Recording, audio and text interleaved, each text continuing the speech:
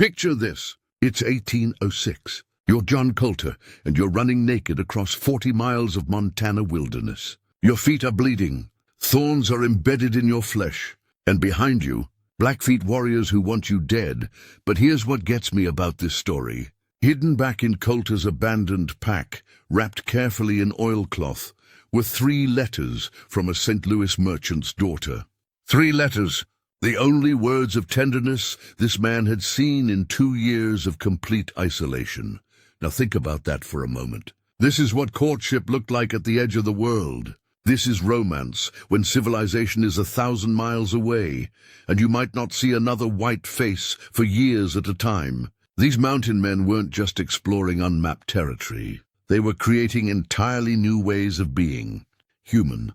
When William Ashley placed that famous advertisement in 1822, calling for 100 young men to venture into the wilderness as trappers, he was asking them to leave behind everything they knew about love, marriage, and family, everything. Sunday church socials, gone. Chaperoned walks through town squares, forget about it. Formal introductions at social gatherings. You're about to enter a world where European concepts of romance simply cease to exist. These men walked into a landscape where the rules of courtship were written by Crow horse-gifting ceremonies, where a warrior might trade 20 horses for a bride, where Shoshone customs required a man to live with his bride's family for a full year, what they called bride service, where among the Blackfeet, stealing women from enemy tribes was how you proved your courage as a warrior. And here's the thing that really gets me. These weren't just cultural curiosities these men observed from a distance. They had to master these systems. Their lives depended on it. Take Manuel Lisa. This guy took 3 native wives simultaneously, 3, each from different tribes. And this wasn't about collecting trophies or satisfying some frontier fantasy. Lisa was creating a protective network that spanned 1,000 miles of territory where being the wrong kind of white man could get you killed in ways you don't want me to describe. The mountain men learned to read kinship systems more complex than European royal genealogies. They memorized which clans could intermarry, which relationships created trade obligations, which unions might spark wars between tribes. Because getting it wrong meant death. They developed what they called winter marriages, seasonal partnerships that weren't about romance in any way we'd recognize. These were survival arrangements. When you're facing a Montana winter that can kill you in a dozen different ways, a flathead woman's knowledge of root caches and hidden springs means the difference between living to see spring and becoming frozen meat for the wolves. But don't mistake this for simple transactions. These relationships created bonds that would reshape the entire American West. When these mountain men took native wives, they weren't just marrying women. They were marrying into entire tribal networks, into information systems, into ways of understanding land and weather and survival that Europeans had never imagined. John Colter running naked through the wilderness with love letters in his abandoned pack. That's not just an adventure story. That's the moment when European ideas about love and marriage crashed headlong into the reality of the American frontier and emerged as something completely new. These men entered the mountains as one thing and emerged as something else entirely. Some came out wild-eyed and half-mad, having forgotten the sound of their own language after years of speaking only Crow or Shoshone. Others never came out at all, not because they died, but because they found something in those mountains, some way of living and loving and being human, that made the civilized world seem small and suffocating. And every July, starting in 1825, all of this loneliness and adaptation and cultural collision would explode into the wildest celebration on Earth. For 3 weeks every summer, men who'd spent 11 months alone in the wilderness would descend on some remote valley and compete for women with a desperation and intensity that turned courtship into a blood sport. The annual rendezvous, where fortunes in beaver pelts bought brides, where love stories began with kidnapping and ended with war. where the future of the American West was decided not by armies or governments, but by lonely men willing to trade everything they owned for a chance at human connection. But I'm getting ahead of myself. Before we get to those legendary rendezvous gatherings, we need to understand just how completely these men had to reinvent themselves. Because what happened in those mountains between 1806 and 1825 wasn't just adaptation, it was transformation on a scale that would make modern anthropologists dizzy. Let me give you some perspective here. When Lewis and Clark came back from their expedition in 1806, they brought stories that most Americans couldn't even process. Grizzly bears the size of small horses, mountain ranges that stretched beyond the horizon, native tribes with customs so foreign they might as well have been describing life on another planet. Now imagine you're one of Ashley's 100 young men in 1822. You've probably never been more than 50 miles from where you were born. You've certainly never seen a mountain, and you're about to walk into this world where everything you think you know about human relationships is about to be turned upside down. The first lesson these men learned was this: forget everything you know about how men and women come together. In the world they were entering, marriage wasn't about love in the drawing room sense. It was about survival. It was about creating alliances that might keep you alive when winter came, or when enemy war parties showed up at your camp. Take Hugh Glass. Yes, the same Hugh Glass who crawled 200 miles after a grizzly bear mauled him. Glass had a Pawnee wife for 3 years before that famous bear attack. And the reason Glass survived that crawl across hostile territory, his wife had taught him which plants could stop bleeding, which roots could fight infection, how to read the land for water sources that wouldn't show up on any map. Or consider Jedediah Smith, the Bible-carrying, prayer-saying mountain man who's often portrayed as this pure Christian explorer. Smith had relationships with native women that lasted years, not because he was abandoning his faith, but because he understood something that most Americans back east couldn't grasp. In the wilderness, European social conventions weren't just impractical. They were deadly. These men learned to navigate marriage customs that made European royal protocols look simple. Among the Crow, a man might have to prove his worthiness by bringing enemy scalps to his bride's father. Among the Shoshone, marriage negotiations could take months and involve complex calculations of horse wealth, family connections, and spiritual compatibility that required understanding entire cosmologies most whites had never encountered. And here's what really blows my mind about this period.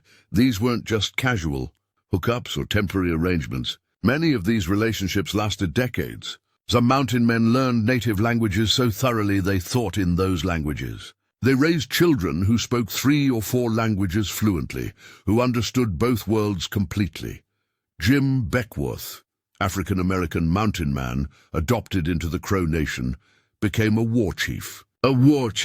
He led raids, participated in tribal councils, and married Pine Leaf, a Crow woman warrior who led her own war parties. Try explaining that relationship dynamic to someone in 1825 Philadelphia, but perhaps the most telling detail about how completely these men adapted to frontier marriage customs comes from their correspondence. The letters that survive from this period, and there aren't many, show men writing about their native wives with a matter-of-fact acceptance that would have scandalized polite society back east. Osborne Russell, writing to his brother in 1835, "My Shoshone wife, Snake Woman, has proven more capable in winter hunting than any white man I have known. She provides more meat for our lodge than I do, and has prevented my death from exposure twice this season." This isn't a man writing about a romantic conquest or a temporary frontier convenience. This is a man writing about a partner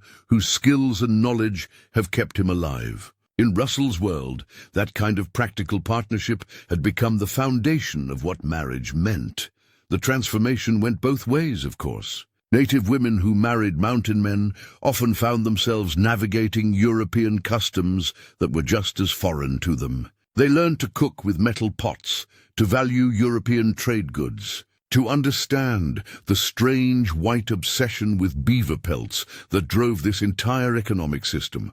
But what emerged from these cultural collisions wasn't European marriage transplanted to the frontier.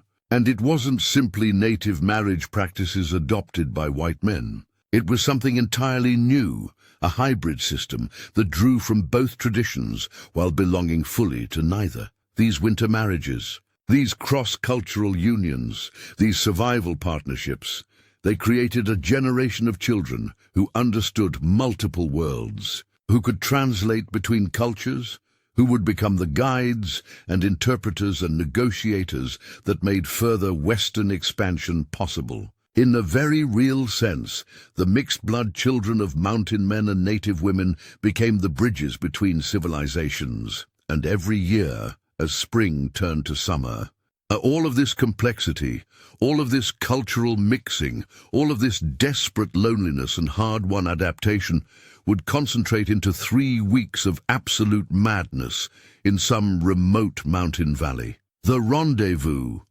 where a year's worth of isolation exploded into the most intense courtship competition in human history, where men who'd forgotten how to speak English bid against each other with fortunes in furs for the chance at human connection, where love and commerce and violence mixed into something that had never existed before and would never exist again. That's where we're going next, to the carnival at the edge of forever, where lonely men with pockets full of gold and hearts full of desperation transformed courtship into a blood sport. July 1836. Horse Creek, somewhere in what's now Wyoming.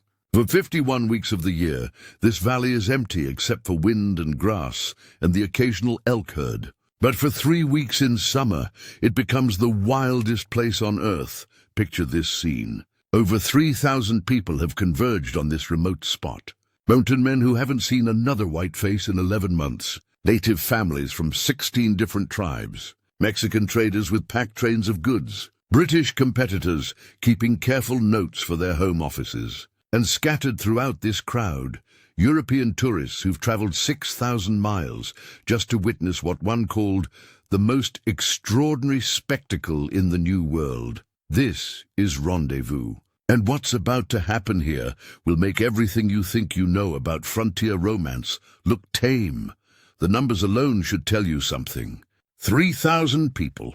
In a valley so remote that getting here requires months of travel through territory where making the wrong decision gets you killed. These aren't casual participants showing up for a weekend festival. These are people who've risked everything, their lives, their fortunes, their futures, just to be here. And at the center of it all, the most intense marriage market in human history. Jim Bridger learned this the hard way in 1835. Bridger, the man who would later guide wagon trains and discover Yellowstone, found himself in a bidding war for a flathead woman that nearly ended in gunfire. $400 in trade goods. $400. To put that in perspective, most skilled workers back east made maybe $100 a year. Bridger was offering 4 years' wages for a bride, and he wasn't the only one. The 1836 Rendezvous saw bid prices that would make modern auction houses nervous. Silk from China, silver from Mexico, guns worth more than houses, all of it changing hands as men who'd spent a year accumulating wealth in the wilderness suddenly discovered they'd trade every bit of it for human companionship. But here's what makes this more than just an exotic marketplace. These weren't desperate men bidding on unwilling captives. The women at Rendezvous were active participants in what might be the most competitive dating scene in history. Take Kit Carson's story from 1835. Carson, the same Kit Carson who'd become a legend as a scout and Indian fighter, spotted an Arapaho woman named Juanibe across the crowd and, according to witnesses, fell instantly in love. Not gradually smitten, not charmed over time. Instantly, completely, hopelessly in love. Within 3 days, Carson and Juanibe were married in a ceremony that blended Catholic prayers with Arapaho rituals. 3 days, from first sight to wedding vows. Try explaining that timeline to a modern dating counselor, but Carson's whirlwind romance was almost sedate compared to what else was happening. The 1836 rendezvous featured at least 6 major courtship competitions that we know about, 3 attempted kidnappings, and what one witness described as a duel fought with trade muskets over a Spanish woman whose name I never learned. Now here's where it gets really interesting. The Mexican traders' daughters who attended these gatherings came with armed escorts.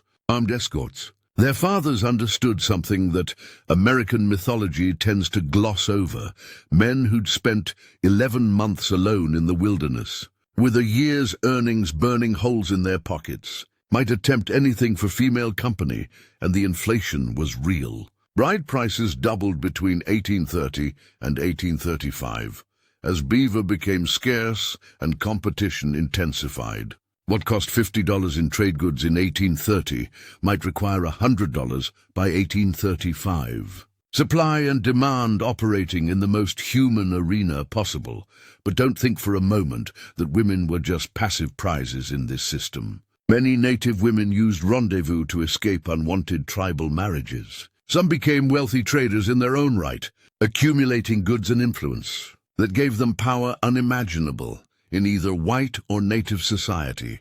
The arrival of Narcissa Whitman at the 1836 rendezvous caused what can only be described as a sensation.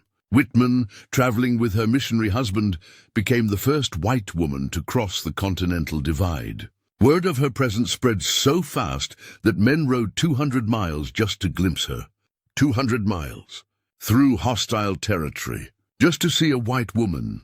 Think about what that tells you about the psychological landscape these men were operating in. After years of isolation, the mere presence of a woman from their own cultural background became a magnetic force, powerful enough to pull armed men across hundreds of miles of dangerous country. The rendezvous operated on its own currency system where beaver pelts functioned like paper money and trade goods like gold. A prime beaver pelt might be worth $2 back east, but at rendezvous it could be worth $5 or $6 in trade. And during courtship competitions, values went completely insane. William Sublet's journals from 1834 record a competition where men bid against each other for a single strand of Chinese silk, not even a full dress, just silk thread, that ultimately sold for the equivalent of 200 beaver pelts. Why? Because the winner planned to give it to a Shoshone woman whose father required proof of the suitor's ability to acquire rare goods from distant lands. The cultural mixing at these events created its own language. Mountain men developed what linguists now call rendezvous pidgin, a mixture of English, French, Spanish, and multiple native languages that allowed complex negotiations between people who shared no common tongue. Love, it turns out, creates its own grammar, but perhaps the most remarkable aspect of rendezvous courtship was how it inverted normal power structures. For 3 weeks every summer, knowledge of native customs became more valuable than European education. Understanding tribal kinship systems mattered more than family connections back east. A man's ability to navigate cross-cultural romance determined his success more than his background or breeding. Joe Meek, an illiterate farm boy from Virginia, became one of the most successful suitors at multiple rendezvous because he'd learned to speak fluent Nez Perce and understood their elaborate courtship protocols.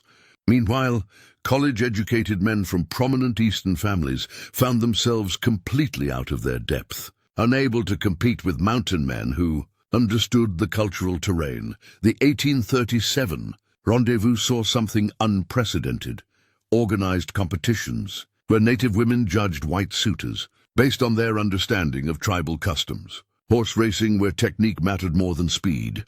Wrestling matches where knowledge of different tribal styles gave advantages. Storytelling contests where men had to demonstrate fluency in native languages and cultural references. These weren't just exotic entertainments. They were job interviews for potential husbands, where women evaluated suitors based on their ability to function in the multicultural world that frontier marriage required. And the stakes kept rising. By 1838, some courtship competitions involved trading goods worth more than most Eastern businesses. Men mortgaged their entire futures, sometimes, literally signing contracts to work for trading companies for years, just to acquire the goods necessary to court successfully. The psychological pressure was enormous. Imagine spending 11 months alone, accumulating wealth and dreaming about human connection, only to arrive at rendezvous and discover you're competing against hundreds of other men in the same situation. Some men cracked under the pressure.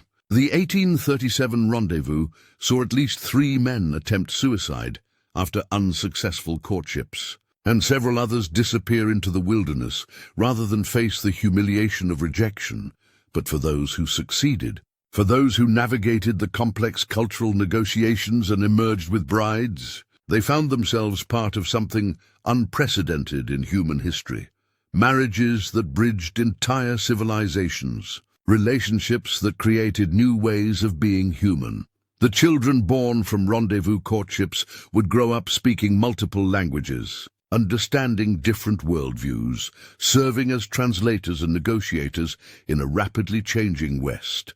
In a very real sense, the future of American expansion was being determined not by government policy or military strategy, but by lonely men competing for love in remote mountain valleys. And then came 1838, the year everything changed. The year that courtship competition exploded into violence that would reshape the entire mountain man world. But before we get to that bloodshed, you need to understand just how elaborate these courtship rituals had become. Because by 1837, rendezvous wasn't just a trading fair with some romance on the side. It had evolved into a sophisticated marriage market with its own protocols, its own celebrities, and its own disasters. The regulars knew the system. Veteran mountain men would arrive at rendezvous with carefully planned strategies. They'd studied which tribes would be represented, what goods those tribes valued most, which families had marriageable daughters, and what kind of courtship approach each culture preferred. This wasn't random romance. This was military-level planning applied to matters of the heart. Tom Fitzpatrick, one of the most successful traders in the mountains, kept detailed notes about every family he met at rendezvous, which fathers were looking for sons-in-law, which women had expressed interest in marrying outside their tribes, which gifts had succeeded or failed in previous years. Fitzpatrick's journal from 1836 reads like a combination scouting report and social directory. Chief Bear's Rib has 3 daughters of marriageable age. The eldest prefers white men, but will only consider those who can demonstrate skill with horses. The second daughter speaks some English and has expressed interest in learning to read. The youngest is promised to a Crow warrior, but the engagement may be breakable if the right offer is made. This level of detailed intelligence gathering shows you how seriously these men took courtship. Fitzpatrick wasn't just hoping to get lucky. He was treating marriage negotiations like business deals that required research, planning, and strategic thinking, and the competition was fierce enough to spawn its own legends. The story of the Great Silk War of 1835 has become part of rendezvous folklore. 2 mountain men, William Sublette and Hugh Glass, both fell for the same Blackfeet woman and spent 3 days engaged in an escalating bidding war that involved increasingly exotic trade goods. It started simple enough. Sublette offered a horse. Glass countered with 2 horses. Sublette responded with a rifle. Glass upped the bid to a rifle plus powder and shot for a year. By the end of day 2, they were offering trade goods worth more than most men earned in a lifetime. The final bids were legendary. Sublette offered a complete Chinese tea service, porcelain cups, silver spoons, and silk napkins that had been carried across 2 oceans and half a continent specifically for this moment. Glass, not to be outdone, produced a bolt of silk so fine it was worth more than most people's houses, along with a promise to build a log cabin anywhere the woman wanted to live. The woman? She chose neither of them. Instead, she married a French-Canadian voyageur who'd offered her something neither Sublette nor Glass had thought to provide: fluency in her own language and genuine interest in her culture rather than just her appearance. This kind of outcome, happened more often than mountain man mythology admits. Native women at rendezvous weren't passive recipients of male attention. They were active choosers with their own preferences, standards, and strategies. Many used the competitive atmosphere to their advantage, playing suitors against each other not just for better offers, but to find men who actually understood what cross-cultural marriage required. The most successful rendezvous romances often involved men who'd done their homework. They'd learned languages, understood customs, and approached courtship as a cultural exchange rather than a commercial transaction. Joe Meek's success with Tucken, the Nez Perce chief's daughter, came because Meek had spent 2 years learning not just her language, but her tribe's oral traditions, their religious practices, and their complex kinship systems. When Meek asked Chief Cowsota for permission to marry his daughter, he didn't offer goods. Instead, he recited a Nez Perce creation story in perfect dialect, then explained how his own family's oral traditions from Virginia contained similar themes. He demonstrated that he understood marriage not as acquisition, but as joining 2 families, 2 traditions, 2 ways of understanding the world. That kind of cultural sophistication became the difference between successful courtship and embarrassing failure. Mountain men who approached native women like they were buying horses usually found themselves politely but firmly rejected. Those who approached them as potential partners in creating something new, families that bridged cultures, found much warmer receptions. The logistics of rendezvous courtship were almost as complex as the cultural negotiations. Remember, these gatherings brought together people who might be enemies under different circumstances. Crow and Blackfeet, traditional rivals, might find themselves camped 100 yards apart. Successful courtship required navigating not just individual relationships, but tribal politics that could explode into violence at any moment. Smart mountain men learned to read the political temperature of each rendezvous. If tensions were high between certain tribes, you avoided courting women from those groups unless you were prepared for the consequences. If peace treaties had recently been signed, marriage alliances between traditional enemies became valuable diplomatic tools. The 1836 rendezvous saw one of the most complex courtship negotiations in frontier history when a Scots-Irish mountain man named Donald Mackenzie fell in love with a Crow woman whose tribe was technically at war with the Blackfeet, while Mackenzie's trading partner was married to a Blackfeet woman. The potential marriage threatened to destroy existing alliances and create new conflicts across multiple tribal boundaries. The solution required weeks of delicate diplomacy involving tribal elders, trading company officials, and even representatives from different religious traditions. The final marriage ceremony included elements from Scottish clan traditions, Crow rituals, and Catholic prayers, officiated by a French priest who spoke 4 languages and had spent years learning to navigate exactly these kinds of cultural intersections. But not every rendezvous romance ended in elaborate diplomatic solutions. The 1837 gathering saw what witnesses called the bloodiest courtship competition in memory, when 3 mountain men found themselves pursuing the same Shoshone woman and decided to settle the matter with a 3-way duel using trade. Muskets, the woman they were fighting over? She'd already quietly married a 4th man, a mixed-blood interpreter who spoke her language and had courted her family rather than just her. While the 3 rivals were planning their duel, she was already setting up housekeeping 50 miles away, probably laughing at the absurdity of men who thought violence was the way to a woman's heart. These stories reveal the central paradox of rendezvous courtship. On one hand, you had elaborate cultural sensitivity and diplomatic sophistication. On the other hand, you had raw competition and male ego that could explode into violence at any moment. The same gathering might feature both the most thoughtful cross-cultural negotiations and the most primitive displays of masculine aggression. The women navigating this chaos developed their own strategies. Many formed informal networks, sharing information about which men were serious suitors versus which were just looking for temporary arrangements. They created their own intelligence systems about who had been good husbands in previous marriages, who had abandoned native wives when convenient, and who could be trusted to honor cross-cultural commitments.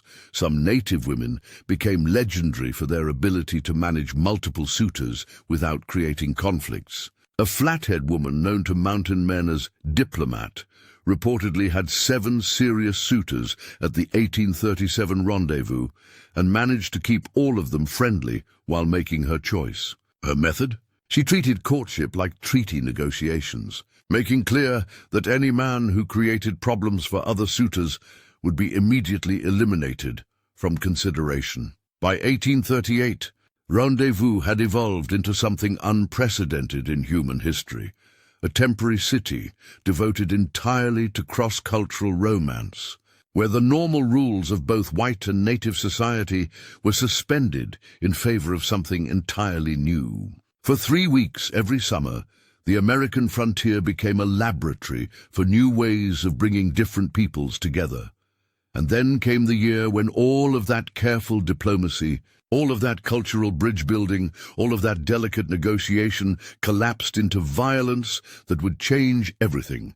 The year of the stolen brides, when love and war became impossible to separate, and when the consequences of frontier romance began exacting a price measured in blood. 1838, the year everything went to hell. Delaware. Tom should have known better. 20 years in the mountains, fluent in 6 native languages, married twice before to women from different tribes. If anyone understood the delicate balance that kept frontier romance from exploding into tribal warfare, it was Tom. But when he saw Red Dawn Woman, daughter of Blackfeet Chief Iron Bear, at the 1838 rendezvous on the Popo-Agie River, 20 years of hard-earned wisdom evaporated like morning mist. And what he did next would trigger a war that lasted 3 years and change the entire mountain man world forever. He stole her, right out of her father's lodge, in the middle of the night, with 30 Blackfeet warriors camped within shouting distance. Now think about this for a moment. Tom wasn't some lovesick teenager. He was an experienced frontiersman who understood exactly what kidnapping a Blackfeet chief's daughter would mean. He knew it would be seen as an act of war. He knew it would make him a target for every Blackfeet warrior from the Missouri River to the Rocky Mountains. He knew it could destroy the fragile peace that allowed rendezvous to function, and he did it anyway. Because 1838 was the year that all the careful cultural diplomacy, all the elaborate courtship protocols, all the delicate negotiations that had made rendezvous possible started cracking under the pressure of too many desperate men competing for too few women. The numbers tell the story. By 1838, the mountain man population had swelled to over 800 active trappers. But the number of available native women at rendezvous? Maybe 50, maybe you do the math. 16 men for every potential bride. Those aren't courtship odds. Those are pressure cooker conditions guaranteed to explode. Delaware Tom's midnight kidnapping was just the spark. Within hours of Red Dawn Woman's disappearance, Chief Iron Bear had sent runners to every Blackfeet band within 500 miles. The message was simple: find Delaware Tom, kill him, and bring back my daughter. The reward? 50 horses and status as a war chief.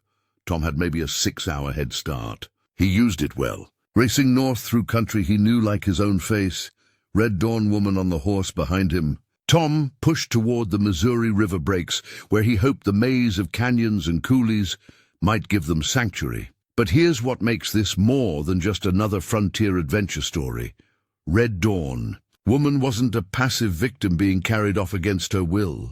Tom's journal, recovered years later, makes it clear that she'd agreed to the elopement. She'd been promised in marriage to a Blackfeet warrior she despised, and Tom's midnight raid was as much rescue as kidnapping.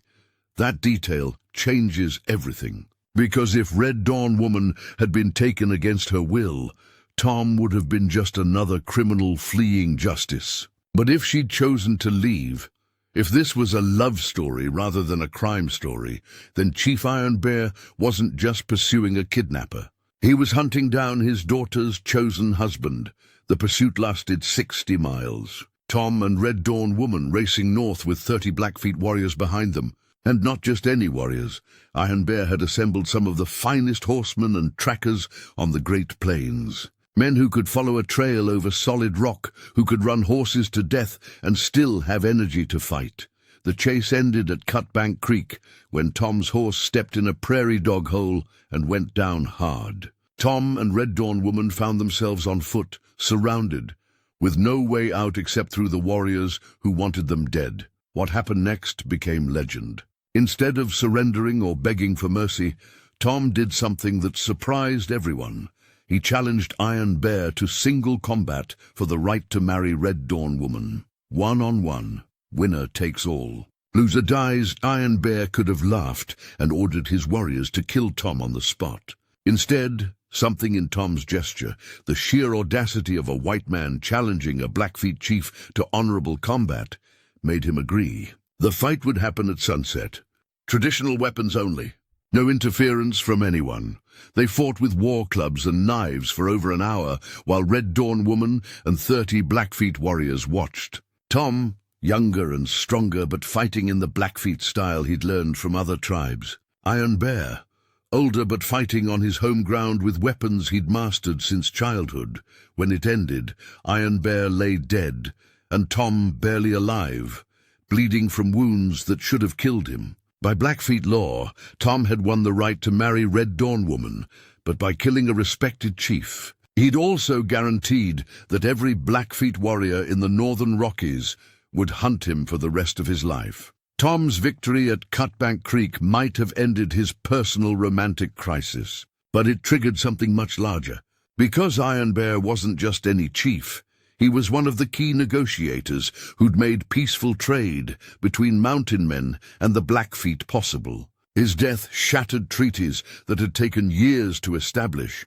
Within weeks, Blackfeet war parties were attacking isolated trappers across Montana and Wyoming. The 1838 trapping season became a nightmare of ambushes and running battles. Men who'd worked the same territories peacefully for years suddenly found themselves in a shooting war with no clear end in sight. And Delaware Tom's story was just the beginning. The 1838 season saw what mountain men called the Year of the Stolen Brides, 5 major abductions that turned frontier romance into a blood sport. Joe Meek's midnight elopement with Umantucken was next. But Meek's situation was even more complicated than Tom's, because he was stealing the daughter of a Nez Perce chief who'd been friendly to Americans for over a decade. Chief Cousota had hosted Lewis and Clark, provided guides for fur companies, and generally served as one of the most reliable native allies in the Pacific Northwest. When Meek rode off with Umantucken, he wasn't just taking a bride, he was potentially destroying a diplomatic relationship that hundreds of mountain men depended on for their survival. The pursuit was epic. 60 miles through the most dangerous country in the northern Rockies, with 30 Nez Perce warriors following a trail that Meek tried desperately to obscure. Racing through canyons where a single wrong turn meant death, across rivers swollen with spring snowmelt, over mountain passes that would challenge experienced climbers. Meek's advantage was his knowledge of the country and his skill as a horseman. But his pursuers had something more powerful. They were fighting for family honor and tribal dignity. They weren't just chasing a horse thief. They were hunting a man who'd insulted their chief and threatened their people's alliance with the Americans. The chase ended when Meek made a desperate decision that probably saved his life. Instead of running, he turned and rode directly back toward the pursuing warriors. Not to surrender, but to parley, to try diplomacy at full gallop, with arrows flying around his head. What he said to Chief Cousota in that moment of confrontation has become part of mountain man legend. Speaking in perfect Nez Perce, Meek reportedly declared his love for Umantucken, his willingness to die for her, and his desire to become not just her husband, but a true son to Chief Cousota. It worked, partly because Meek's reputation as a fighter convinced the chief that killing him would be expensive in Nez Perce blood, partly because Umantukan spoke up for herself, making it clear she'd chosen to leave, and partly because Kausota was smart enough to realize that turning an ally into an enemy over a marriage his daughter wanted wasn't good politics. But even when these romantic kidnappings ended peacefully, they left scars. The delicate web of relationships that had made rendezvous possible was fraying. Native leaders who'd trusted mountain men for years started questioning whether these partnerships were worth the risk. Fathers became more protective of their daughters. Young warriors started seeing American traders as threats rather than allies. The violence escalated through the summer of 1838.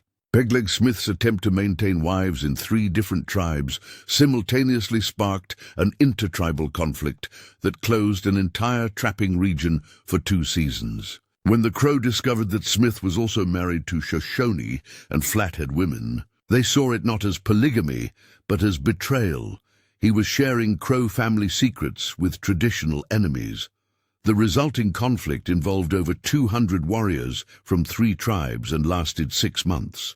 Smith himself barely escaped alive, abandoning all 3 wives and fleeing to California. But the damage was done. The Crow, Shoshone, and Flathead spent the next 2 years fighting each other instead of trading with Americans. Then came the most violent episode of the entire Stolen Brides year, the rivalry between Bill Sublette and Robert Campbell over Maria Santos, daughter of a wealthy Spanish merchant in Taos. Both men had courted Maria during the winter of 1837–38. Both had been led to believe they had her father's approval. Both arrived at the 1838 rendezvous expecting to marry her. When they discovered they were rivals, the confrontation was immediate and deadly. These weren't hot-headed young men making impulsive decisions. Sublette and Campbell were established traders, business partners, men who'd worked together for years. But when it came to Maria Santos, decades of friendship meant nothing. The duel was fought with Hawken rifles at 40 paces. Both men wounded, both surviving, but their partnership and their friendship destroyed forever. Maria Santos. She married neither of them, choosing instead a quiet merchant from Santa Fe, who offered her a life far from the violence that seemed to follow mountain men wherever they went. By autumn of 1838, the mountain man world was convulsing with romantic violence. Traditional alliances shattered. Trading relationships collapsed. Regions that had been peaceful for years became war zones where love and death walked hand in hand. But perhaps the most telling story of that violent year involves a woman whose name we don't even know. Maria Garcia, kidnapped from a New Mexican ranch by 3 mountain men who'd convinced themselves that taking what they wanted was just part of frontier life. Garcia spent 6 months as a captive, forced into a marriage that was really slavery, watching her kidnappers congratulate themselves on their romantic success. But Garcia was patient. She learned their routines, gained their trust, and waited for the right moment. When it came, she was ready. Poison in their evening meal. All 3 men dead before morning.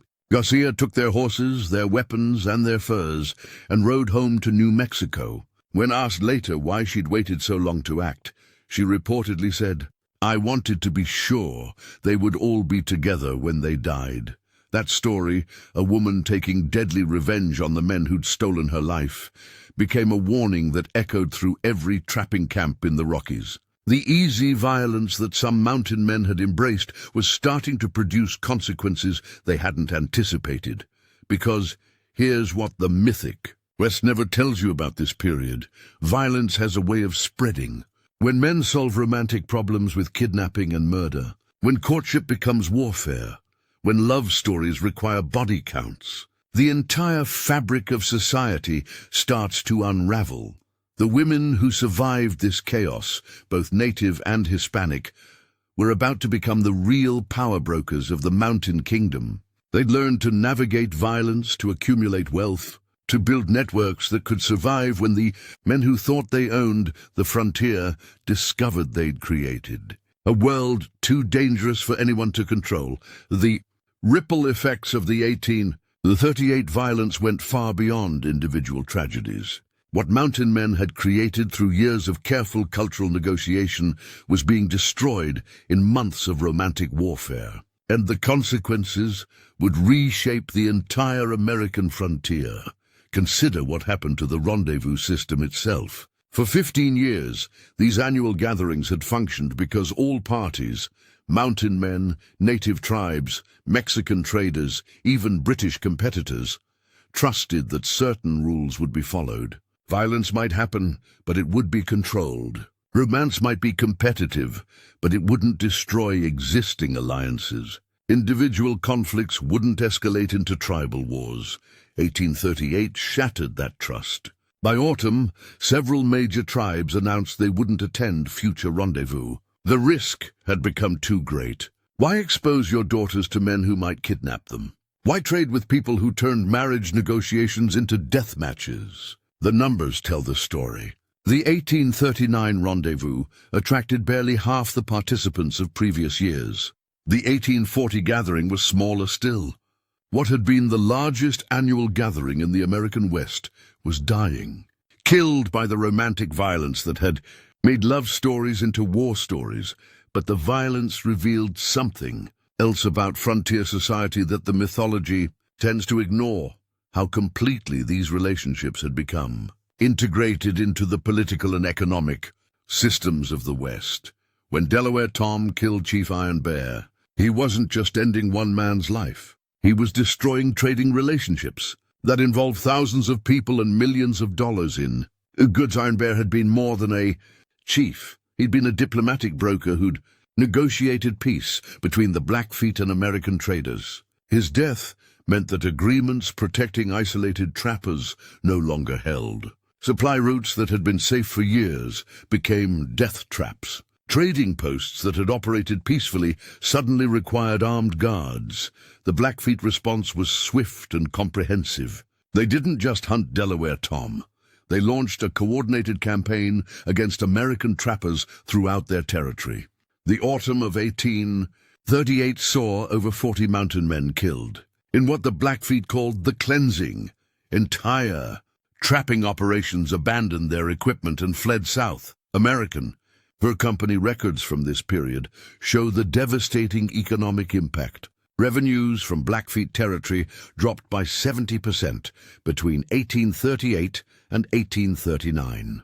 Trading posts that had been profitable for years suddenly became financial disasters. The company was forced to abandon several forts and reassign dozens of employees, and the violence bred more violence. When mountain men started traveling in armed groups for protection, native tribes saw this as military aggression rather than defensive precaution. When tribes started attacking trading parties, mountain men responded with punitive raids that killed innocent people. What had begun as romantic competition spiraled into a low-level war that nobody seemed able to stop. The most tragic aspect of this escalation was how it destroyed the very relationships that had made mountain man society possible.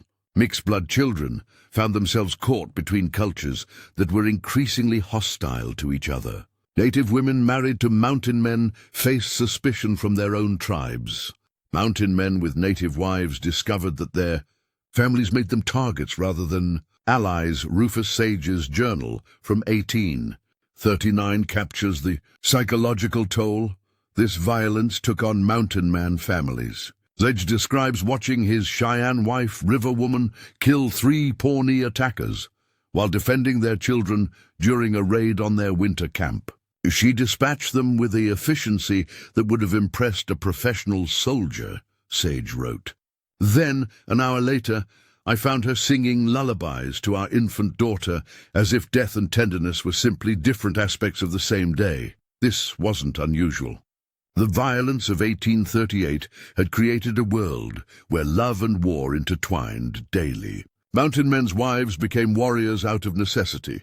Children learned to shoot before they learned to read. Romance required armed escorts, and wedding ceremonies included posted guards. The psychological pressure was enormous. Men who'd entered the mountains seeking freedom found themselves trapped in cycles of violence they couldn't escape. Women who'd married for love discovered they'd become targets in wars they hadn't chosen. Children grew up in a world where their very existence as bridges between cultures made them symbols of conflicts they didn't understand.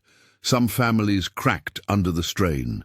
William Gordon abandoned his Crow wife and 3 children in 1839, fleeing to California rather than continue living in what he called a world where every day might be your last. His wife, Antelope Woman, was left to raise their children alone while dealing with the shame of abandonment in a culture where marriage was considered permanent.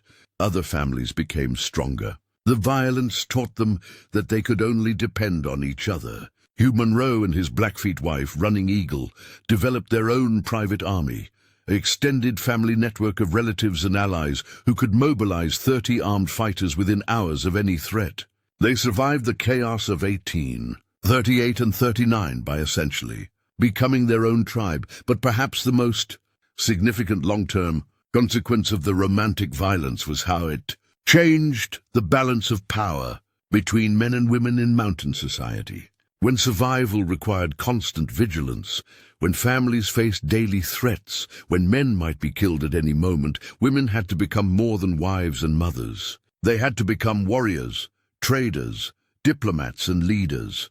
The women who survived 1838 emerged from the violence with skills and influence that would have been impossible in peacetime. They'd learned to fight, to negotiate, to accumulate wealth, to build networks. They discovered that in a world of constant danger, competence mattered more than gender roles, and some of them, the smartest, toughest, most adaptable, began to realize that they didn't need husbands to survive in the mountains. They could build their own power, create their own wealth, establish their own kingdoms. The Romantic violence that had torn apart the old mountain man world was creating space for something new. Societies where women could rule as effectively as men.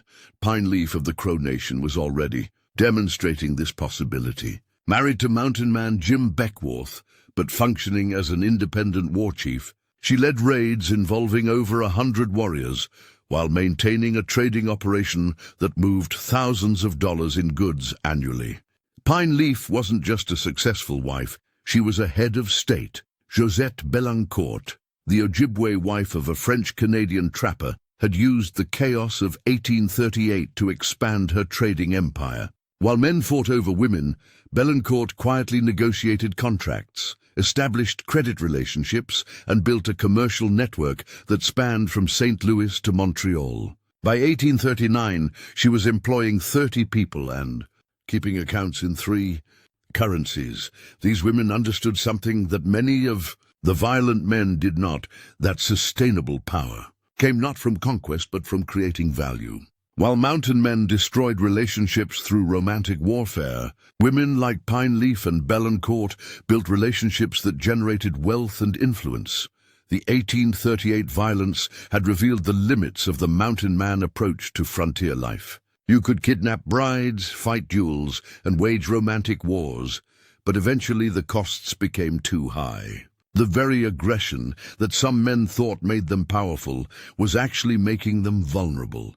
The future belonged to those who could navigate complexity rather than create chaos, who could build alliances rather than destroy them, who could accumulate power through competence rather than violence.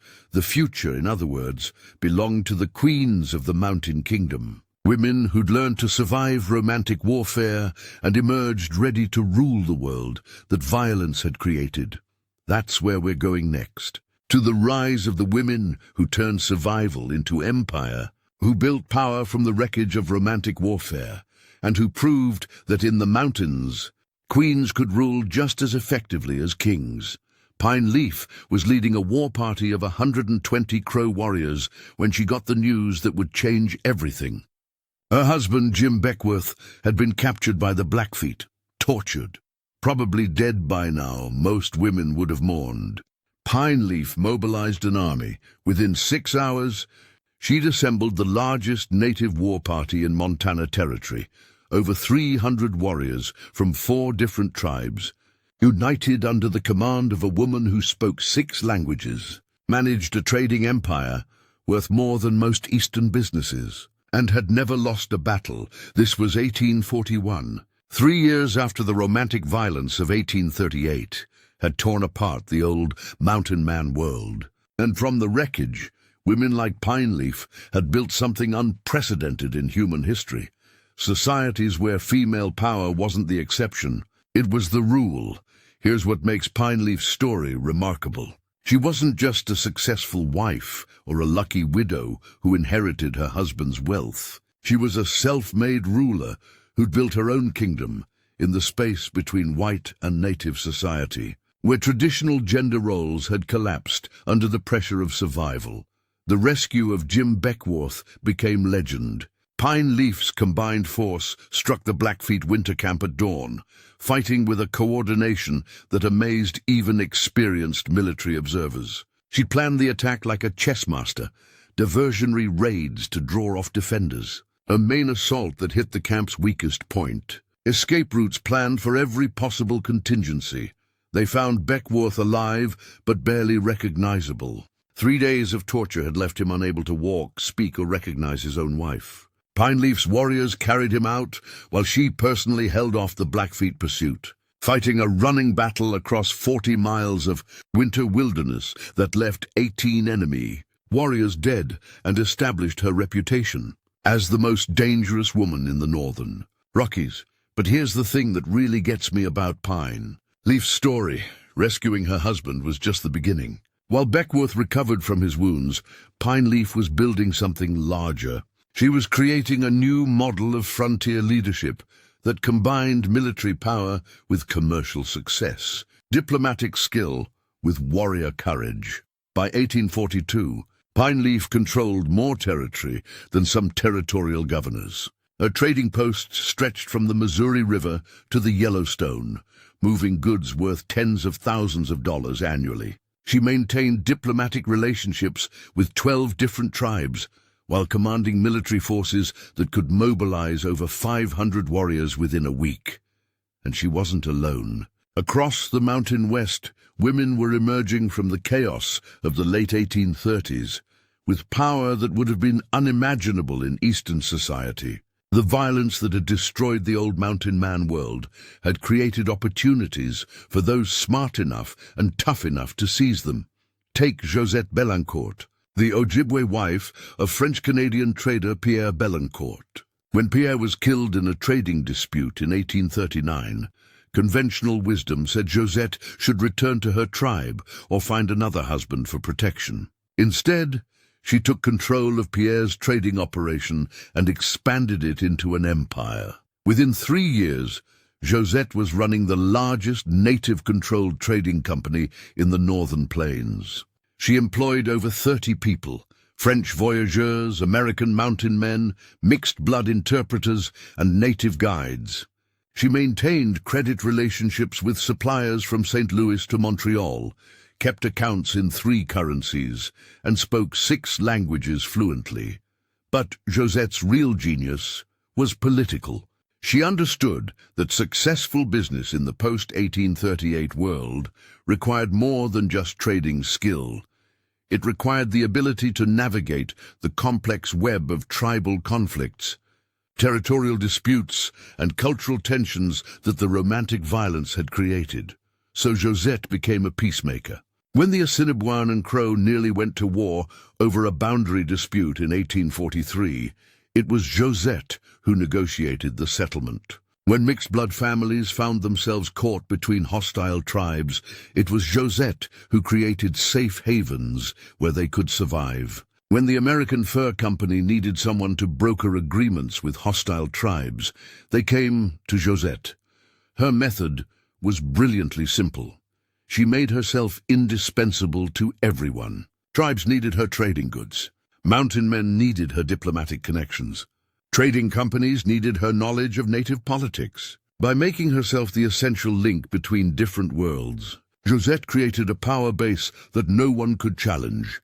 The wife of trader Alexander Culbertson took a different approach, but achieved similar results. Sarah Culbertson, a blood Indian woman, discovered that her influence among the Blackfeet was so extensive that American Fur Company officials started dealing directly with her rather than her husband. Think about what that means. Here's a native woman in the 1840s wielding so much political power that white businessmen from St. Louis were negotiating contracts with her instead of her white husband. She'd become, in effect, the unofficial head of state for the most powerful tribe in the Northern Rockies. Sarah's power came from her ability to control information. She knew which Blackfeet bands were planning raids, which areas were safe for trading, which chiefs could be trusted and which couldn't. More importantly, she understood that this information was worth more than beaver pelts or buffalo robes. It was the difference between profit and loss, between life and death, so she monetized it. Trading companies paid Sarah for intelligence about tribal movements. Military commanders consulted her about native intentions. Even rival tribes sometimes approached her for information about Blackfeet plans. Sarah Culbertson had turned knowledge into currency and made herself wealthy in the process. These women were creating something entirely new, a material culture that blended European and native traditions into forms that had never existed before. They developed distinctive clothing styles that combined buckskin with European fabrics, creating garments that were both practical for frontier life and beautiful enough to serve as diplomatic statements. Their homes became centers of cultural innovation, where Scots bagpipe music mixed with native drumming, where Catholic saints stood beside native medicine bundles, where children learned mathematics for trading alongside traditional tribal stories. They were literally inventing new ways of being human in the spaces between cultures. The educational systems these women created were revolutionary. Their children grew up trilingual or quadrilingual, equally comfortable in native lodges and European trading posts. They learned traditional survival skills alongside European accounting methods. They mastered tribal diplomacy and Christian theology with equal facility. These weren't accidental achievements. Women like Pine Leaf and Josette Belancourt were deliberately creating a generation of children who could function as bridges between worlds, who could translate not just languages, but entire ways of understanding reality. Maria Potts, the Shoshone wife of mountain man Daniel Potts, established what might have been the first truly integrated school in the American West. Native children, mixed-blood children, and the occasional white child studied together, learning from teachers who included tribal elders, Catholic missionaries, and former mountain men. The curriculum was unlike anything that existed in either white or native society. Students learned traditional plant medicine alongside European mathematics. They studied tribal oral traditions and Christian theology. They mastered both traditional hunting techniques and modern accounting methods, but perhaps most importantly, they learned to navigate the complex political landscape of the post-1838 world. They understood which tribes were allied, which were enemies, and how those relationships could change overnight. They knew which white officials could be trusted and which were dangerous. They mastered the art of cultural translation that allowed them to function effectively in multiple societies. The economic impact of these female-led institutions was enormous. By the mid-1840s, mixed-blood graduates of these schools were serving as interpreters, guides, and negotiators throughout the West. They commanded premium wages because their cultural fluency made them indispensable to anyone trying to navigate frontier complexity. Some became wealthy in their own right. Baptiste Charbonneau, son of Sacagawea and educated in one of these mountain schools, parlayed his linguistic skills into a trading operation that spanned 3 territories. Nancy Ward, educated by Sarah Culbertson, became the primary diplomatic interpreter for the U.S. Indian Agency in Montana Territory. But the true power of these women wasn't just economic or political, it was cultural. They were preserving traditions that would otherwise have been lost, while creating new traditions that could survive in a changing world. They were the living bridges between past and future, between different ways of being human, and they were building networks that transcended tribal and national boundaries. Pineleaf corresponded regularly with Josette Belancourt, despite being separated by hundreds of miles and belonging to different tribes. Sarah Culbertson maintained trading relationships with Spanish women in New Mexico and French women in Canada. Maria Potts hosted annual gatherings, where native women from across the West shared knowledge about everything from medicinal plants to diplomatic strategies. These networks became crucial during the crisis years of the mid-1840s, when government policies started deliberately targeting mixed-blood families. When official pressure threatened to destroy everything the Mountain Man world had created, it was these female-led networks that preserved what could be saved, because a new threat was coming. More dangerous than romantic violence, more systematic than tribal warfare. The United States government was about to discover that the Mountain West existed. And when bureaucrats in Washington started making policies about frontier families, they would threaten everything these remarkable women had built. The California Gold Rush was coming, and with it, thousands of men who saw native wives not as partners in cultural bridge building, but as obstacles to a purely white American future. The queens of the Mountain Kingdom were about to face their greatest challenge, not from hostile tribes or violent rivals, but from their own government's determination to erase the multicultural world they'd created.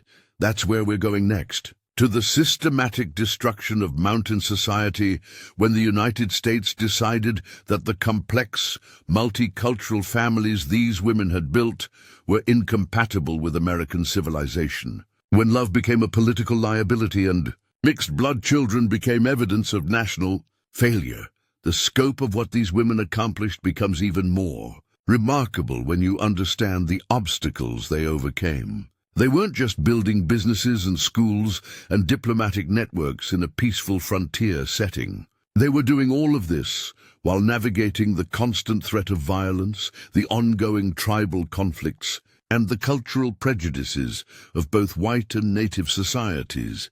Consider the challenge Pineleaf faced when she decided to establish her first trading post in 1842. She needed to find a location that was accessible to multiple tribes, but not claimed exclusively by any one group. She needed to stock goods that would appeal to native customers, while maintaining relationships with white suppliers who might not want to deal with a native woman. She needed to hire employees who could function in a multicultural environment while maintaining the military capability to defend against raiders. The solution she devised reveals her genius for practical innovation. Pineleaf located her main trading post at the confluence of two rivers, on land that was technically neutral territory under existing tribal agreements. She stocked a mix of traditional native goods, tools, weapons, ceremonial items, alongside European manufactured products that had become essential to frontier life. But her real innovation was in personnel management. Pineleaf hired employees based on cultural competency rather than racial background. Her staff included Crow warriors who could provide security, French voyageurs who understood European commercial practices, mixed-blood interpreters who could navigate between cultures, and even a few Americans who'd learned to function effectively in native society. The result was a trading operation that generated profits for everyone involved while serving as a model for how different peoples could work together productively. Native customers got access to goods they needed at fair prices. White suppliers found a reliable outlet for their products. Employees earned wages that were often higher than what they could make in more traditional settings. Pineleaf's success inspired imitators across the Mountain West. By 1845, there were at least a dozen trading operations run by native women or mixed-blood women, each adapted to local conditions, but following Pineleaf's basic model of multicultural cooperation. Josette Belancourt's empire grew even larger during this period. Her trading network extended from the Great Lakes to the Pacific coast, moving goods worth over $100,000 annually. That's equivalent to millions in today's money, controlled by a native woman who'd started with nothing more than her dead husband's trade goods and her own. determination to survive. But Josette's operation was more than just commercially successful. It was politically crucial. Her trading posts served as neutral ground where hostile tribes could meet safely, where diplomatic negotiations could take place away from territorial pressures, where conflicts could be resolved through economic cooperation rather than military force. The 1844 peace negotiations between the Crow and the Blackfeet took place at one of Josette's trading posts, with Josette herself serving as the primary mediator. The agreement that emerged, allowing both tribes to trade at neutral locations while maintaining their territorial boundaries, held for over 3 years and prevented what could have been a devastating war. Josette's diplomatic success wasn't accidental.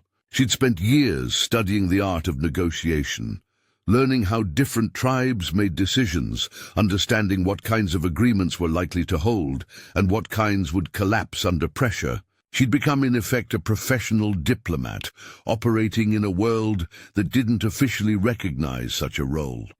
Her methods were sophisticated enough to impress European observers.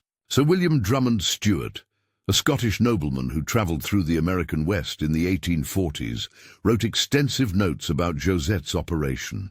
"Mrs. Bellencourt conducts business with a precision that would be admired in London," Stewart observed. "Her ability to maintain profitable relationships with parties who are often at war with each other demonstrates a diplomatic skill that surpasses most government officials I have encountered. The cultural innovations these women pioneered extended far beyond business and diplomacy.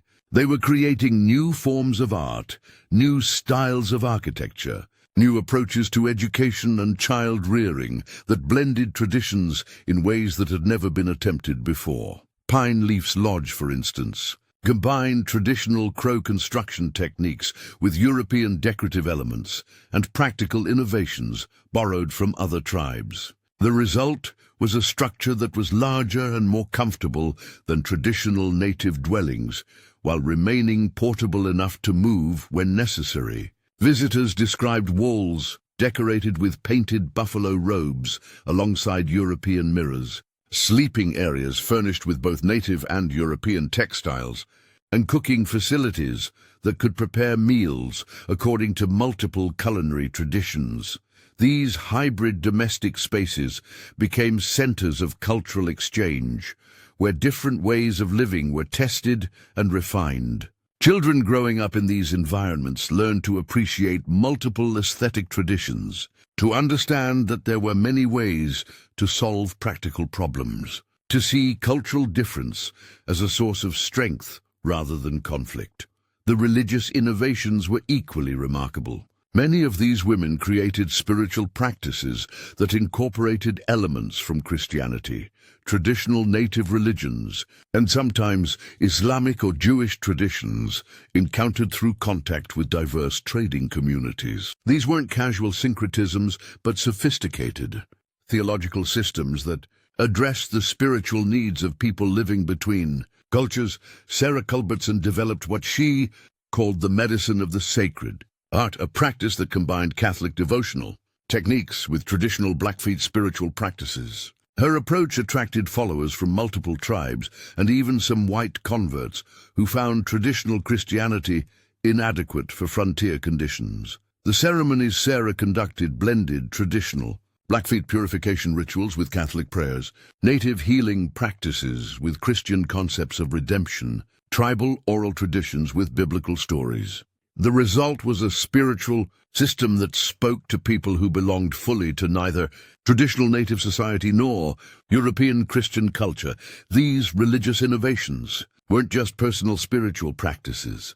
They became community institutions that helped mixed-blood families maintain their identity while adapting to changing circumstances. Children raised in these traditions grew up with spiritual resources that could sustain them regardless of which society they found themselves navigating.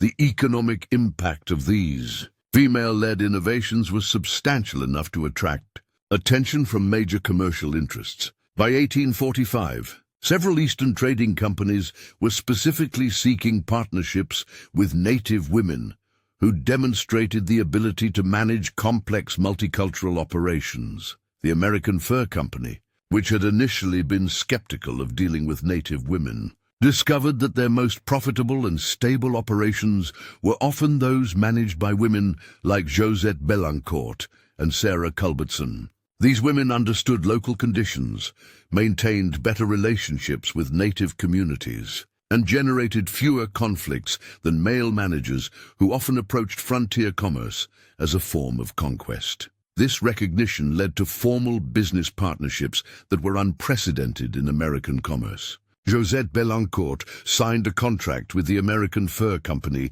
in 1845 that made her a regional manager with authority over operations across a territory larger than most eastern states. Sarah Culbertson negotiated a similar agreement that gave her control over all Blackfeet trade in what's now northern Montana. These weren't token appointments or honorary titles. These women wielded real power over operations that employed hundreds of people and moved millions of dollars in goods annually. They made decisions about pricing, personnel, and territorial expansion that affected the livelihoods of entire communities, but perhaps their most important achievement was creating a generation of children who could serve as cultural ambassadors in an increasingly complex world. The mixed-blood children educated in schools run by women like Maria Potts grew up to become interpreters, negotiators, and leaders who could navigate between cultures with unprecedented skill. Baptiste Charbonneau, educated by Sacagawea and later by Pine Leaf, became one of the most successful cultural mediators in Western history. He spoke 9 languages fluently, understood the customs of dozens of tribes, and could conduct business with European, American, and native traders with equal facility. His success opened doors for other mixed-blood individuals who'd been educated in these mountain schools. Nancy Ward, trained by Sarah Culbertson, became the first native woman appointed to an official government position when she was named head interpreter for the Montana Territory Indian Agency. Her ability to facilitate communication between government officials and tribal leaders prevented several potential conflicts and helped negotiate treaties that protected native interests while accommodating American expansion. These success stories multiplied throughout the 1840s as the educational innovations pioneered by mountain women proved their worth. Mixed-blood graduates of these programs commanded premium wages as guides, interpreters, and cultural consultants. They became essential personnel for anyone trying to operate successfully in the multicultural environment of the American West. The women who created these systems understood that they were building something historically unprecedented, societies where cultural mixing was a source of strength rather than confusion, where children could inherit the best of multiple traditions while belonging fully to the emerging American frontier.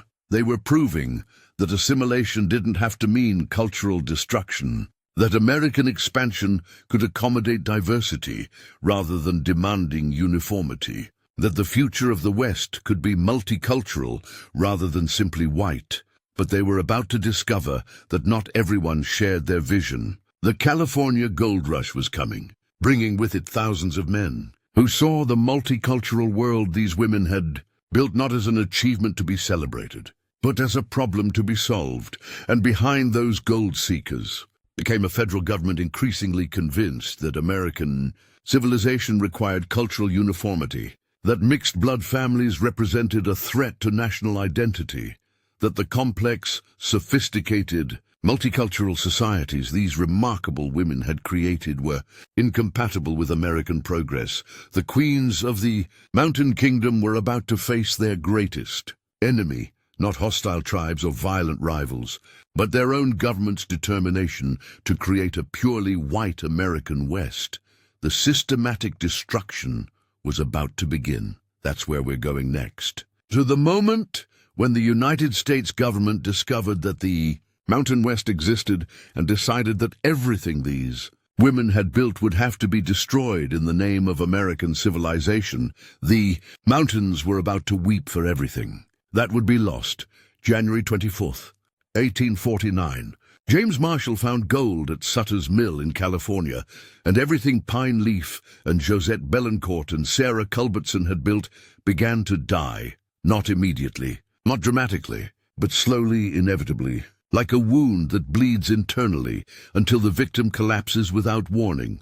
The California gold rush didn't just move people westward, it fundamentally changed what kind of people were moving west. For 30 years, the men who'd entered the mountains had been a particular type: adventurers, loners, outcasts who were comfortable living between cultures, men who could adapt to native ways because they'd never fit into white society anyway. But gold changed everything. Suddenly the West was attracting farmers from Ohio, shopkeepers from Pennsylvania, lawyers from Massachusetts, men with wives back home, men with plans to return to civilization. Men who saw the frontier not as a place to reinvent themselves, but as a temporary inconvenience to be endured while they got rich. These new arrivals looked at Pine Leaf's trading empire, at Josette Belancourt's diplomatic networks, at the multicultural schools and hybrid communities that mountain women had created, and they didn't see achievement. They saw contamination.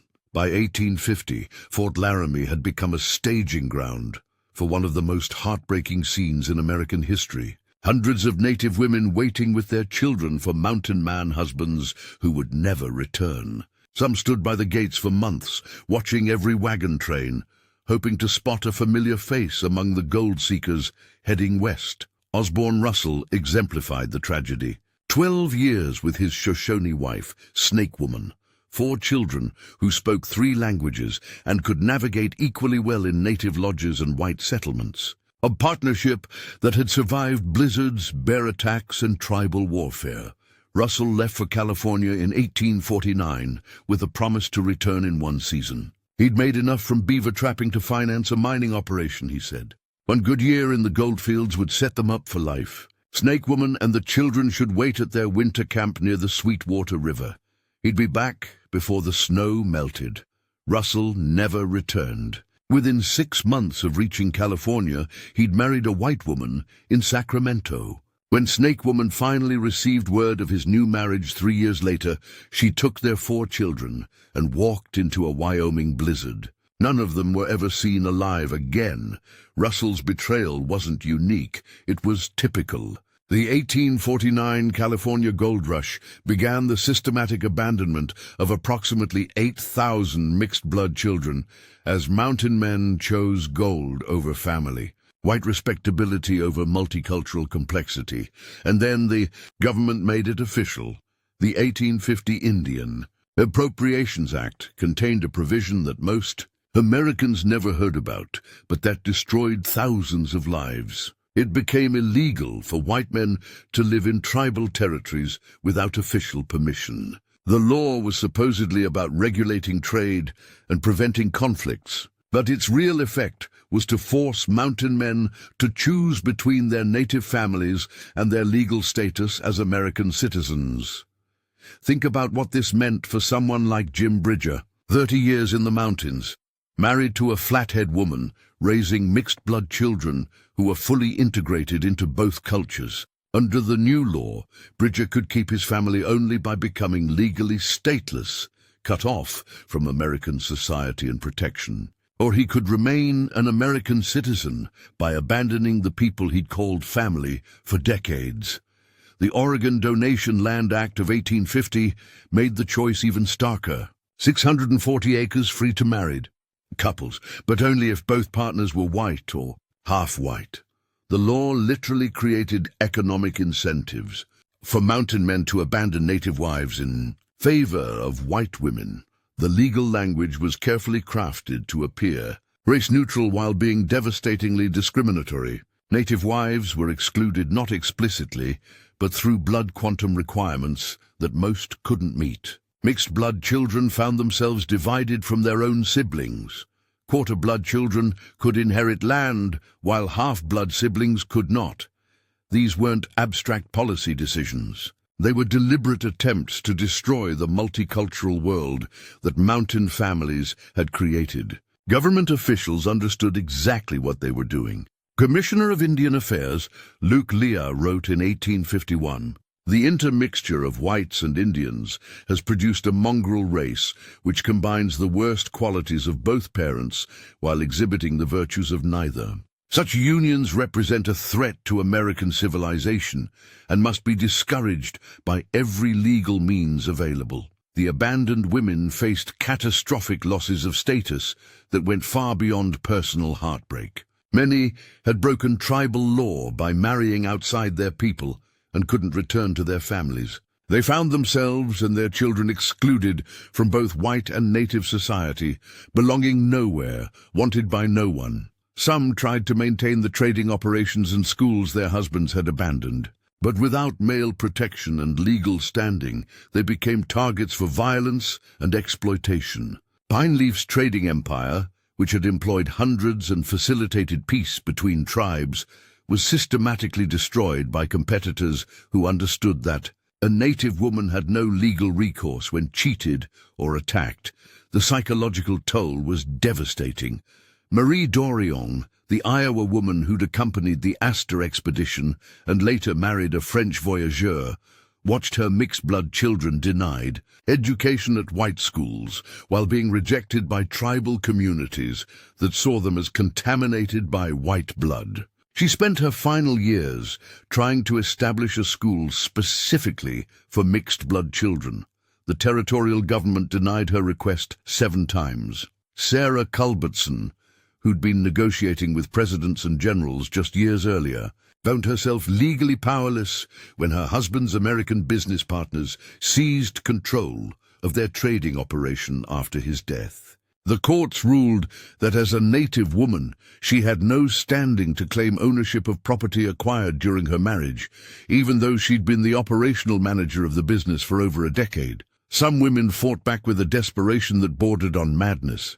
Josette Belancourt used her remaining wealth to hire lawyers and lobby government officials, trying to preserve some legal protection for mixed-blood families.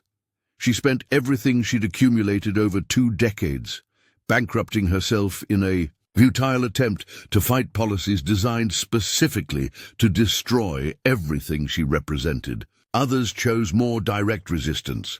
A Crow woman known only as Vengeance reportedly killed 14 white men between 1852 and 1855, targeting specifically those who'd abandoned native wives for white women.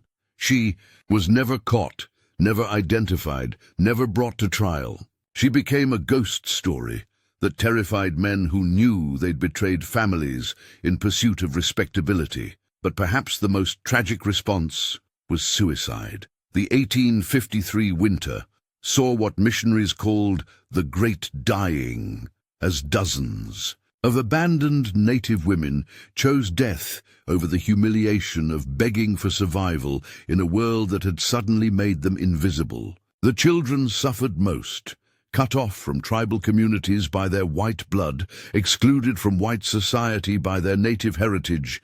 They became a lost generation, wandering between worlds that wanted nothing to do with them. Some turned to alcohol, some to violence, some simply disappeared into the wilderness from which their fathers had emerged.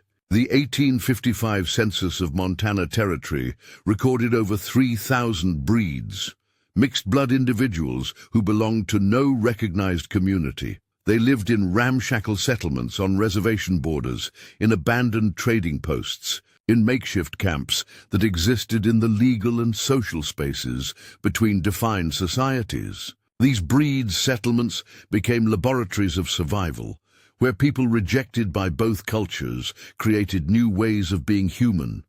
They developed their own languages, their own customs, their own approaches to family and community that drew from both traditions while belonging fully to neither. But they also became symbols of everything white America wanted to forget about its expansion westward. The mixed-blood children represented relationships that contradicted the emerging mythology of the West as a place where white civilization triumphed over savage wilderness. Their very existence proved that the reality had been far more complex, more cooperative, more human than the stories America was beginning to tell itself. So, they were erased, From official records, from popular narratives, from the collective memory of how the West was actually won. The government policies of the 1850s didn't just destroy mixed-blood families. They deleted them from American history. Kit Carson, now serving as an Indian agent, found himself enforcing policies that separated families like his own had been. Carson's first wife had been Arapaho. His children were mixed blood. His entire approach to frontier life had been shaped by cross-cultural relationships.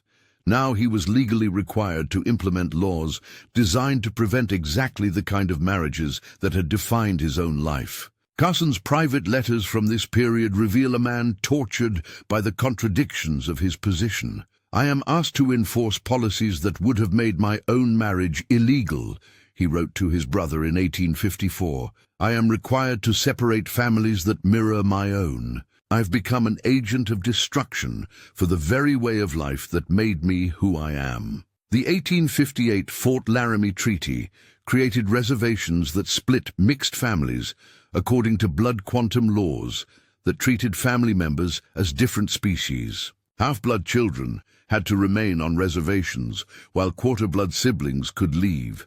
Husbands and wives found themselves separated by legal boundaries that made continued cohabitation a federal crime. Mountain man John Johnston spent a decade searching for his scattered children after the family was split by these policies. His Flathead wife had been killed in an attack years earlier, and their 7 mixed-blood children had been distributed among different institutions and reservations according to complex calculations of their white versus native ancestry. Johnston found only 2 of the 7 still alive. The Métis communities in Montana, descendants of French voyageurs and native women, attempted to create their own territory where mixed families could live according to their own laws. The rebellion was crushed by the military in 1879, its leaders executed or exiled, its communities scattered. But some traditions survived in secret. Mixed-blood children learned native languages in hidden camps where speaking indigenous tongues was officially forbidden. Mountain men taught their sons illegal trapping techniques that had been outlawed along with the lifestyle that created them. Women maintained religious practices that blended traditions in ways that both Christian missionaries and traditional tribal leaders condemned. Letters and journals from this period reveal an underground network helping mixed-blood children escape, from boarding schools designed to kill the Indian and save the man. Mountain men smuggled supplies to starving reservation families whose government rations had been cut to force assimilation. Elaborate codes allowed families to maintain contact across boundaries that federal law had made illegal to cross. The 1868 Dawes Act delivered the final blow by attempting to dissolve tribal identities entirely through individual land ownership. Mixed-blood families who'd maintained some legal protection through tribal membership found themselves subject to new forms of division and dispossession. By 1870, the multicultural world that Pine Leaf and Josette Belancourt and Sarah Culbertson had built was effectively extinct. The trading empires had been seized or destroyed. The diplomatic networks had been criminalized. The schools had been closed. The children had been scattered to institutions designed to erase their cultural heritage. What remained were memories, hidden in family stories that couldn't be told publicly, preserved in artifacts buried in secret locations, maintained by communities that had learned to make themselves invisible to survive. The mountain men who'd abandoned their families for gold and respectability got what they'd bargained for, acceptance into white American society. But they'd traded something irreplaceable for that acceptance. They'd given up the only authentic multicultural experiment in American history, the only successful model of how different peoples could live together as equals. And now, as aging mountain men watched their world being systematically erased, many began to realize what they'd lost. But it was too late. The women who'd built kingdoms were dead or powerless. The children who'd bridged cultures were scattered or silenced. The communities that had proven cooperation was possible had been destroyed in the name of American progress. The mountains had begun to weep for everything that would be lost, and the tears were just beginning to fall. But the story doesn't end with destruction, because even as the government was erasing the reality of mountain man families, popular culture was busy creating a mythology that would reshape how Americans remembered the frontier forever. A mythology that would turn complex historical truth into simple entertainment, and in doing so, complete the process of cultural destruction that policy had begun. That's where we're going next, to the moment when Buffalo Bill's Wild West show turned Kit Carson into a fictional hero who rescued white women from savage Indians. The same Kit Carson whose wife had been Arapaho and who'd never rescued anyone. To the transformation of mountain man history into dime novel fantasy that buried the truth so deeply it took over a century to dig it out. The scope of the destruction becomes even more staggering when you look at specific cases and realize these weren't isolated tragedies. They were the systematic implementation of policies designed to erase an entire way of life. Take the case of William Bent, one of the most successful traders in the Southern Rockies. Bent had married Owl Woman, daughter of a prominent Cheyenne chief, in 1835. Together, they'd built Bent's Fort into the most important trading post between Missouri and California, a place where multiple cultures came together peacefully and profitably. By 1852, Bent found himself caught between impossible choices. Government officials were pressuring him to abandon his Cheyenne family and marry a white woman to maintain his trading licenses. Cheyenne leaders were demanding he choose between his white business interests and his tribal relationships. The army was asking him to spy on his wife's people, while his in-laws expected him to warn them about military movements. Bent's solution reveals the psychological toll these policies took on even the most successful mountain men. He abandoned Bent's Fort, the center of his life's work, and retreated to a smaller post where he could maintain his family relationships without direct government interference. But the stress destroyed his health. Bent died in 1869, worn out by decades of trying to navigate policies designed to make his way of life impossible. His children faced even worse fates. George Bent, educated in white schools and fluent in multiple languages, found himself unemployable in white society because of his native heritage, while being viewed with suspicion by Cheyenne traditionalists who saw his education as contamination. He spent years moving between worlds that both claimed him and rejected him. Charlie Bent chose a different path. He became a warrior, fighting against the government that had torn his family apart. He died at the Battle of Summit Springs in 1869, killed by soldiers who probably never realized they were fighting the son of one of the most important white traders in Western history. The Bent family's tragedy was multiplied thousands of times across the Mountain West as policies designed to eliminate mixed families destroyed lives with surgical precision. These weren't the accidental casualties of broader social changes. They were the intended victims of deliberate government strategy. The boarding school system, established in the 1870s, completed the process of cultural destruction that the earlier laws had begun. Mixed-blood children were forcibly removed from their families and sent to institutions hundreds of miles away, where speaking native languages was punished by beating, and practicing traditional customs was treated as criminal behavior. The Carlisle Indian Industrial School in Pennsylvania became the model for these institutions. Its founder, Richard Henry Pratt, explicitly stated the school's mission: kill the Indian in him and save the man. Children arrived speaking their native languages and practicing traditional customs. They graduated speaking only English and trained in manual labor that would keep them permanently subordinate to white society. Maria Potts's daughter, educated in her mother's multicultural mountain school and fluent in 4 languages, was forcibly enrolled at Carlisle in 1876. She arrived as Star That Dances, confident in her ability to navigate multiple cultures.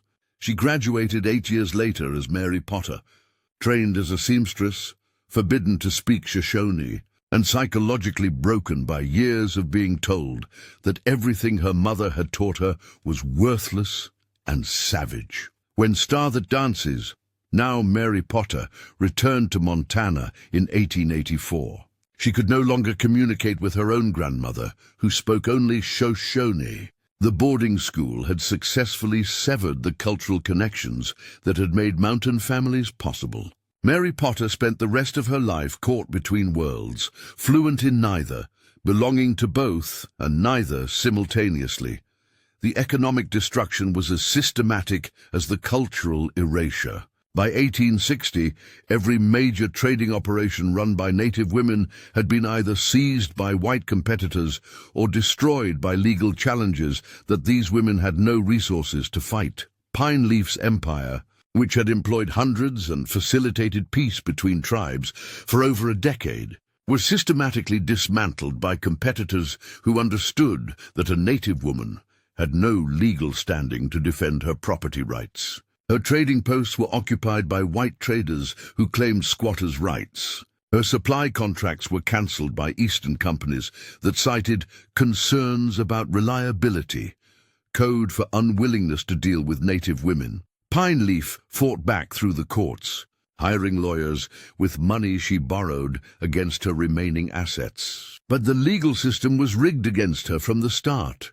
Territorial judges ruled that as a native woman, she couldn't own property in her own name. As an unmarried woman, Jim Beckworth had died in 1866.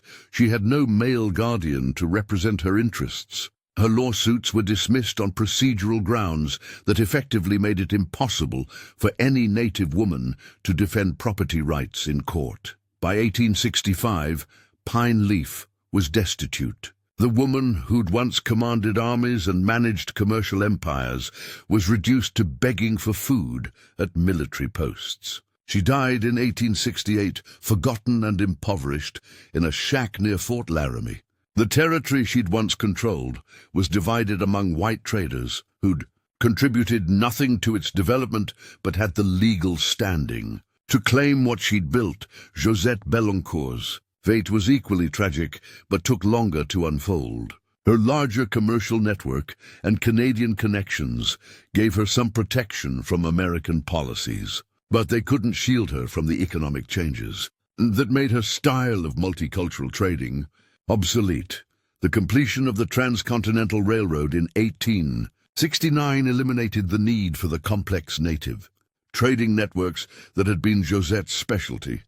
Goods could now be shipped directly from Eastern manufacturers to Western markets without going through the elaborate cultural negotiations that had made traders like Josette indispensable. Josette spent her final years trying to adapt her business model to the new transportation realities, but she was fighting economic forces beyond any individual's control. The railroad didn't just change how goods moved, it changed what kinds of people controlled commerce. Corporate executives in boardrooms replaced cultural mediators like Josette, who'd built their success on personal relationships and cultural fluency. She died in 1873, still fighting legal battles to recover assets that had been seized by former business partners who'd used her vulnerable legal status to steal what she'd spent decades building. Her funeral was attended by over 300 people from multiple tribes, evidence of the respect she'd earned and the relationships she'd built. But none of that respect could protect her from laws designed to make her kind of success impossible. The psychological toll on the survivors was devastating. Sarah Culbertson lived until 1878, long enough to see everything she'd built destroyed by policies she was powerless to influence. Her final years were spent in what can only be described as internal exile, cut off from both the white society that rejected her racial heritage and the native communities that had been forced onto reservations where her mixed-blood status made her suspect. Sarah's letters from this period reveal a woman struggling with depression and despair that would be clinically recognizable today. "I have become a ghost in my own life," she wrote to a friend in 1875. "The world I knew how to navigate no longer exists. The skills that once made me valuable are now evidence of my foreignness. I'm fluent in languages that are now forbidden, expert in customs that are now illegal, experienced in relationships that are now impossible. The children who survived this systematic destruction often developed what modern psychologists would recognize as complex trauma. Cut off from their cultural roots, rejected by white society, forbidden to practice traditions that connected them to their ancestors. They struggled with identity issues that had no available solutions. Some found refuge in alcohol, which was readily available from traders who understood that despair created reliable customers. Others turned to violence, joining outlaw gangs or becoming drifters who lived on the margins of society. A few managed to reconstruct some version of their original cultural identity, but they had to do so in secret, away from government agents who were constantly monitoring mixed-blood communities for signs of reversion to savagery. The most successful survivors were often those who learned to completely hide their native heritage, passing as white in communities where their family history was unknown. But this survival strategy came with its own psychological costs: the constant fear of discovery, the need to deny half of their identity, the isolation that came from being unable to share their true history with anyone. Baptist Charbonneau, son of Sacagawea and one of the most successful cultural mediators of the Mountain Man era, spent his final years working as a hotel clerk in California under an assumed name. His linguistic skills, his cultural knowledge, his decades of experience bridging different worlds, all of it became worthless in a society that saw his mixed heritage as a liability rather than an asset. Charbonneau died in 1885, taking with him knowledge that could have filled libraries, oral histories from dozens of tribes, detailed understanding of intertribal relationships, first-hand memories of the Lewis and Clark expedition. None of it was ever recorded because there was no longer any market for the kind of cultural expertise he represented. The final blow came with the 1887 Dawes Act, which attempted to dissolve tribal identities entirely by forcing individual land ownership on reservation communities. Mixed-blood families who'd maintained some protection through tribal membership found themselves subject to new forms of division and dispossession. The Dawes Act divided reservations into individual plots that were assigned, based on blood quantum calculations that often separated family members. Children with different racial percentages could be assigned land in different locations, effectively dissolving families that had managed to stay together through decades of persecution. By 1890, the systematic destruction was essentially complete. The trading empires had been seized. The diplomatic networks had been criminalized. The schools had been closed. The children had been scattered to institutions designed to erase their cultural heritage. The women who'd built kingdoms were dead or powerless. What remained were fragments, hidden in family stories that couldn't be told publicly, preserved in artifacts buried in secret locations, maintained by communities that had learned to make themselves invisible to survive. The Mountain Man world hadn't just been defeated, it had been erased so thoroughly that most Americans forgot it had ever existed. But the erasure wasn't complete yet, because even as the government was destroying the reality of Mountain Man families, popular culture was busy creating a mythology that would replace historical truth with commercial entertainment. And in that replacement, the final act of cultural destruction would be completed. That's where we're going next. To the moment when Buffalo Bill's Wild West show turned the complex, multicultural reality of the Mountain West into simple stories of white heroes rescuing white women from savage Indians. To the transformation of men like Kit Carson, whose wife had been Arapaho, into fictional characters who fought against everything their real lives had represented. The final chapter in the systematic erasure of America's greatest love story, Jim. Bridger was 77 years old when he made his last desperate attempt to save what remained of the Mountain Man world. The year was 1881. the great scout who discovered Yellowstone, who'd guided wagon trains across the continent, who'd raised mixed-blood children in a world that no longer existed, was dying slowly in a Missouri farmhouse, forgotten by the nation he'd helped to build. But Bridger wasn't ready to let the story end in silence. For the 5th time in 10 years, he submitted a proposal to the territorial government of Wyoming. He wanted to establish a school, not for white children, not for full-blood native children, but for the breeds, the mixed-blood children and grandchildren who belonged to neither world, who carried the living memory of everything the mountain men had created and lost. For the 5th time, his proposal was rejected. The official response was always the same. No educational need has been demonstrated for this population. No educational need. For children who spoke multiple languages but were forbidden to use them. Who understood complex diplomatic relationships but had no legal standing to participate in them. Who carried cultural knowledge that could have bridged civilizations but lived in a world determined to make such bridges impossible. Bridger died in 1881. Still fighting for recognition of a world that had been systematically erased. But even as he was failing to preserve the reality of mountain man families, something else was happening that would complete their destruction in ways he couldn't have imagined. Popular culture was about to turn mountain men into fictional heroes whose adventures bore no resemblance to their actual lives. Buffalo Bill Cody launched his Wild West show in 1883.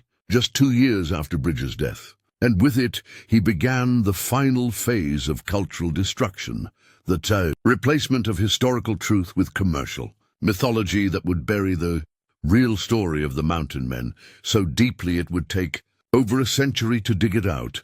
The show was an immediate sensation. Audiences in New York and Chicago and Philadelphia watched Buffalo Bill's performers recreate authentic scenes from the American frontier. They saw cowboys rescuing white women from savage Indians. They watched cavalry charges defeat bloodthirsty warriors. They witnessed the triumph of civilization over wilderness. And they saw Kit Carson, played by an actor who'd never been west of the Mississippi, rescue white maidens from native captivity in dramatic tableau that brought cheering crowds to their feet. Kit Carson, whose first wife had been Arapaho, who'd raised mixed-blood children, who'd never rescued anyone from anything, because his life had been spent building relationships with native communities rather than fighting them. The historical Kit Carson had learned Arapaho customs, participated in tribal ceremonies, and integrated so completely into native society that he'd become a cultural bridge between worlds. The fictional Kit Carson created by Buffalo Bill's show was a white knight battling savage darkness, representing everything the real Carson had spent his life proving was unnecessary. This wasn't innocent entertainment. This was deliberate mythology designed to justify what had been done to mixed-blood families by creating a version of Western history that made their destruction seem not just inevitable, but heroic. Think about what Buffalo Bill was selling to those audiences. He was telling them that the West had been a simple story of good versus evil, white civilization versus red savagery, with heroes like Kit Carson standing as defenders of American values against foreign threats. Every performance reinforced the idea that mixing between races had been unnatural, that the government policies destroying mixed families had been necessary to protect American civilization. The show toured Europe, where audiences who knew nothing about American history accepted Buffalo Bill's version as factual truth. European newspapers described Kit Carson as the famous Indian fighter and praised his role in civilizing the American frontier. The real complexity of Carson's life, his multicultural family, his role as a cultural mediator, all of it was erased in favor of a simple story that could be performed in 2 hours and understood by people who'd never seen a mountain or met a Native American. Meanwhile, the dime novels were doing the same thing in print, starting in the 1870s and exploding in popularity through the 1880s. These cheap publications created fictional versions of mountain men that bore no resemblance to historical reality. Kit Carson, Indian Fighter, became a best-selling series that portrayed Carson as a lone gunman battling savage hordes across the frontier. The novels described dramatic rescues of white women, epic battles with bloodthirsty chiefs, and romantic relationships exclusively with white heroines who needed protection from native violence. Not once in hundreds of dime novels did Kit Carson marry an Arapaho woman. Not once did he negotiate peacefully with tribal leaders. Not once did he serve as a cultural bridge or raise mixed-blood children or participate in the complex, multicultural world that had defined his actual life. The same treatment was applied to every major mountain man. Jim Bridger became the Scout of the Rockies, a frontier superman who fought Indians rather than learning from them. Joe Meek was transformed into the Mountain King, a white conqueror who dominated wilderness through violence rather than adaptation. Hugh Glass's survival after the bear attack became a story about white determination triumphing over hostile nature, with no mention of his Pawnee wife, who taught him the survival skills that actually saved his life. The multicultural knowledge that had made mountain men successful was erased in favor of mythic individualism that made better stories but destroyed historical truth. By 1890, these fictional versions had become so dominant that they were replacing actual history in school textbooks. Children learned about Kit Carson the Indian Fighter rather than Kit Carson the cultural mediator. They studied Jim Bridger the lone scout rather than Jim Bridger the family man, struggling to protect mixed blood. Children in a changing world, the real descendants of mountain men, found their own family histories becoming unmarketable. Their very existence an embarrassment to the mythic West being sold to American audiences. Publishers weren't interested in complex stories about cultural bridge building when simple stories about racial conflict sold better. Audiences didn't want to hear about successful multicultural families when segregation was becoming the dominant social model. Mary Beckworth, daughter of Jim Beckworth and Pine Leaf, spent her final years trying to interest historians in her parents' real story. She had documentation, photographs, and detailed oral histories about the trading empire her mother had built and the multicultural world her parents had created. No one was interested. Publishers told her that stories about successful native women didn't fit the market for Western adventures. Mary died in 1898, taking with her first-hand knowledge of one of the most remarkable women in Western history. Pine Leaf's story, her military leadership, her commercial empire, her diplomatic achievements disappeared into family memory that couldn't compete with the fictional adventures being mass-produced for popular consumption. The transformation was so complete that even legitimate historians began accepting the mythological versions as factual. Academic works published in the early 1900s described mountain men as solitary frontiersmen who fought Indians rather than married them, who conquered wilderness rather than adapted to it, who represented white civilization rather than multicultural innovation. The 1893 World's Columbian Exposition in Chicago featured an entire exhibit on the American frontier that showed no evidence that mountain men had ever had native wives or mixed-blood children. Visitors saw displays of frontier weapons, pioneer tools, and military equipment, but nothing that suggested the West had been anything other than a battleground between white and red races. Frederick Jackson Turner's famous 1893 essay, The Significance of the Frontier in American History, codified this mythology in academic language. Turner described the frontier as a place where European civilization met savage wilderness and gradually triumphed through the superior character of white settlers. The complex multicultural societies that mountain men had actually created were invisible in Turner's analysis, erased by a theoretical framework that could only see history in terms of racial conflict and white supremacy. But the erasure wasn't complete everywhere.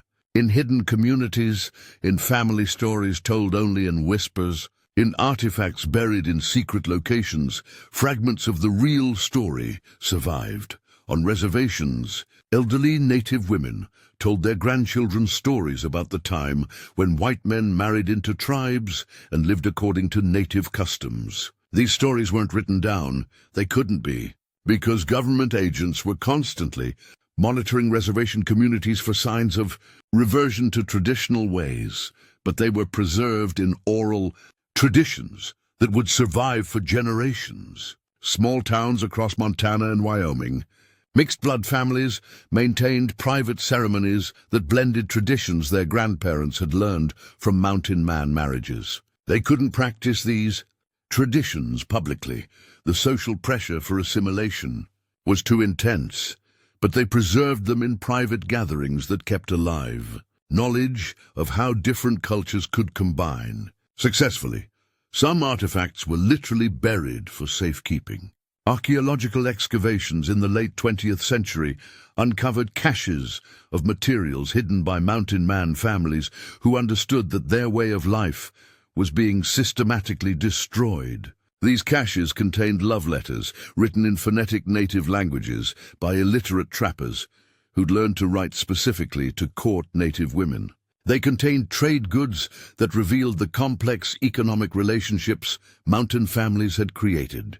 They contained photographs and documents that proved the multicultural world Buffalo Bill's shows had made invisible. The Pinedale Museum in Wyoming now displays some of these recovered artifacts, including the actual love letters John Colter carried during his famous run. Letters that had been preserved by Blackfeet descendants who kept them hidden for 6 generations, waiting for a time when such evidence of cross-cultural love would be acceptable to share publicly. Kit Carson's descendants faced a particularly complex challenge. The fictional version of their ancestor had become so famous that acknowledging his real, multicultural family threatened to destroy a mythology that many Americans had come to see as foundational truth. When Carson's mixed-blood great-granddaughter tried to publish a family history in 1923, she received death threats from people who insisted that Kit Carson never married an Indian, and that claiming otherwise was unpatriotic. The family learned to keep quiet about their actual heritage, allowing the fictional Kit Carson to become more real than the historical figure who'd actually lived. It was safer to let the myth survive than to challenge it with truth that could endanger living descendants. This pattern was repeated across the West as mixed-blood families discovered that their real histories were politically dangerous in a society increasingly committed to racial segregation. The successful multicultural experiments their ancestors had created became evidence of contamination rather than achievement, family heritage that had to be hidden rather than celebrated. By 1900, the transformation was essentially complete. The mountain men had been turned into fictional heroes whose adventures justified the destruction of everything they'd actually built. The complex, sophisticated, multicultural world they'd created had been replaced by simple stories of racial conflict that made segregation seem natural and inevitable. But stories have a way of surviving even when they're buried. Truth has a persistence that outlasts the political pressures that suppress it. And eventually, the real stories began to resurface. Modern DNA analysis has revealed the vast scope of the relationships that popular culture erased. Genetic studies show that 25% of people in Montana, Wyoming, and Colorado with pre-1900 ancestry have Native American markers, most tracing to the Mountain Man era. The mixing that mythology denied and government policy tried to prevent had been far more extensive than anyone admitted. Archaeological excavations at Rendezvous sites have uncovered evidence of the elaborate courtship competitions, the multicultural families, and the sophisticated trading relationships that dime novels had made invisible. Chinese porcelain traded for native brides, love tokens carved from whalebone acquired from Pacific tribes, journals written in phonetic native languages by mountain men who'd learned to write specifically to communicate with their wives. Families' oral histories preserved in native Communities have begun to surface as tribal. Historians work to recover stories that were suppressed for over a century. These accounts describe mountain men who lived according to native customs, who raised children in traditional ways, who served as bridges between cultures rather than barriers between them. Annual gatherings now bring together thousands of descendants who are reclaiming these hidden stories. They share family histories that contradict everything Buffalo Bill's shows taught America about the frontier. They display artifacts that prove the multicultural world existed. They tell stories that reveal a love story more complex, more tragic, and ultimately more human than any fiction could capture. The true story is finally emerging from under the mythology that buried it. But it's taken over a century to dig out, and much of what was lost can never be recovered. The women who built kingdoms are gone. The children who bridged cultures are dead. The communities that proved cooperation was possible were destroyed before anyone thought to document them properly. What remains is fragments, pieces of a story that was deliberately broken and scattered, evidence of love that survived despite systematic attempts to erase it. Proof that the American West was briefly home to something remarkable. Societies where different peoples lived together as equals, where cultural mixing created strength rather than conflict, where the future might have been multicultural rather than segregated. The ghosts are dancing in the twilight, celebrating lives that were lived and love that was real, even though the world that contained them was destroyed. Their dance reminds us that history is always more complex than mythology, that truth is more interesting than fiction, and that the stories we choose to remember shape the future we create. The process of mythological replacement was so thorough that it extended beyond popular entertainment into academic scholarship that shaped how Americans understood their own history for generations. University historians in the early 1900s began writing frontier history that treated the Buffalo Bill version as factual truth, creating a feedback loop that made fiction into accepted historical fact.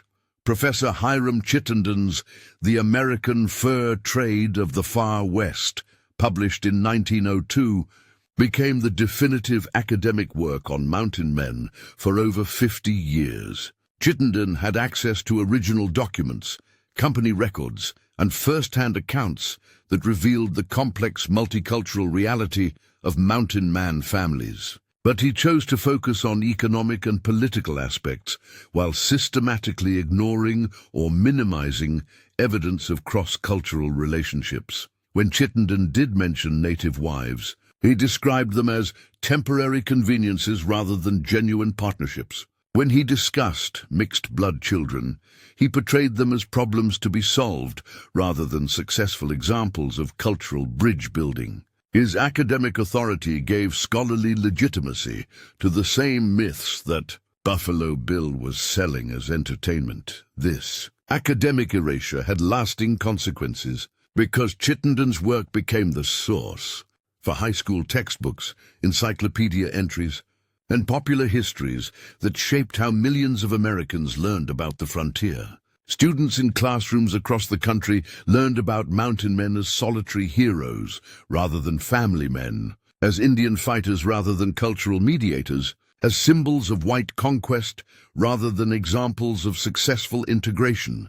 The movie industry, emerging in the 19-teens and 20s, took these academic myths and turned them into visual spectacles that reached even larger audiences. Silent films like The Covered Wagon and The Iron Horse portrayed the West as a battleground between civilization and savagery, with mountain men serving as advanced scouts for white settlement rather than as creators of multicultural communities. John Ford's early Westerns established visual conventions that would dominate Hollywood for decades, the lone frontiersman standing against the hostile wilderness, the white hero rescuing the white heroine from savage captivity, the inevitable triumph of American civilization over primitive chaos. These images became so powerful that they shaped not just how Americans thought about the past, but how they understood their national identity.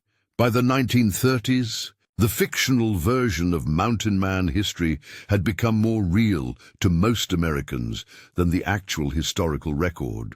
Survey data from this period shows that over 80% of Americans could identify Kit Carson as an Indian fighter, while fewer than 5% knew he'd been married to an Arapaho woman.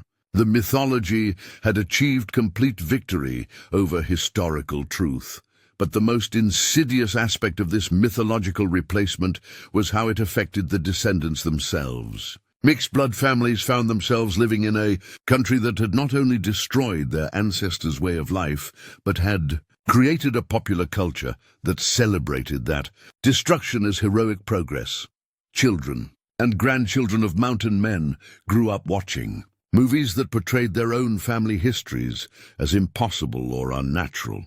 They learned in school that their ancestors had been either noble white heroes or savage red villains, with no acknowledgement that many families contained both backgrounds in complex and successful combinations. Some families responded by completely hiding their multicultural heritage, passing as white in communities where their mixed ancestry was unknown. Others moved to urban areas where their cultural complexity could disappear into the anonymity of city life. A few maintained their traditions in secret, creating underground networks that preserved knowledge and customs while appearing to conform to mainstream expectations. The psychological toll was enormous. Imagine growing up knowing that your grandmother had been a respected leader in her community, only to discover that the larger society portrayed women like her as either helpless victims or exotic savages. Imagine learning that your grandfather had been a successful businessman and cultural mediator, only to see him depicted in popular culture as either a violent conqueror or a race traitor.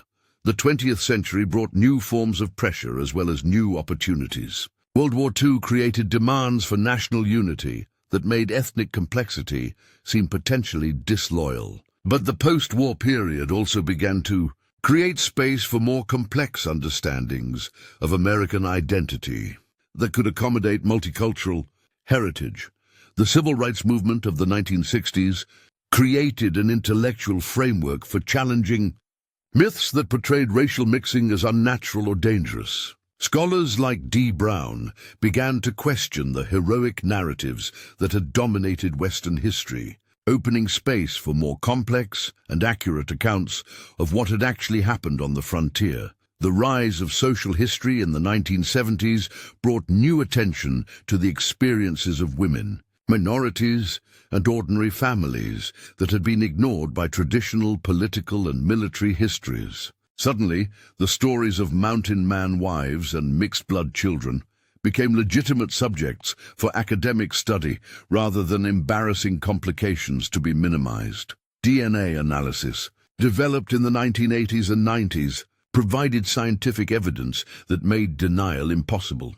Genetic studies revealed that the multicultural mixing that mythology had denied and government policy had tried to prevent had been far more extensive than anyone had admitted. The evidence was literally written in the genes of thousands of Western families who discovered they carried genetic markers that revealed hidden aspects of their heritage. Archaeological techniques also improved dramatically, allowing researchers to recover evidence that had been buried or lost for over a century. Excavations at rendezvous sites revealed artifacts that proved the elaborate courtship competitions had actually occurred.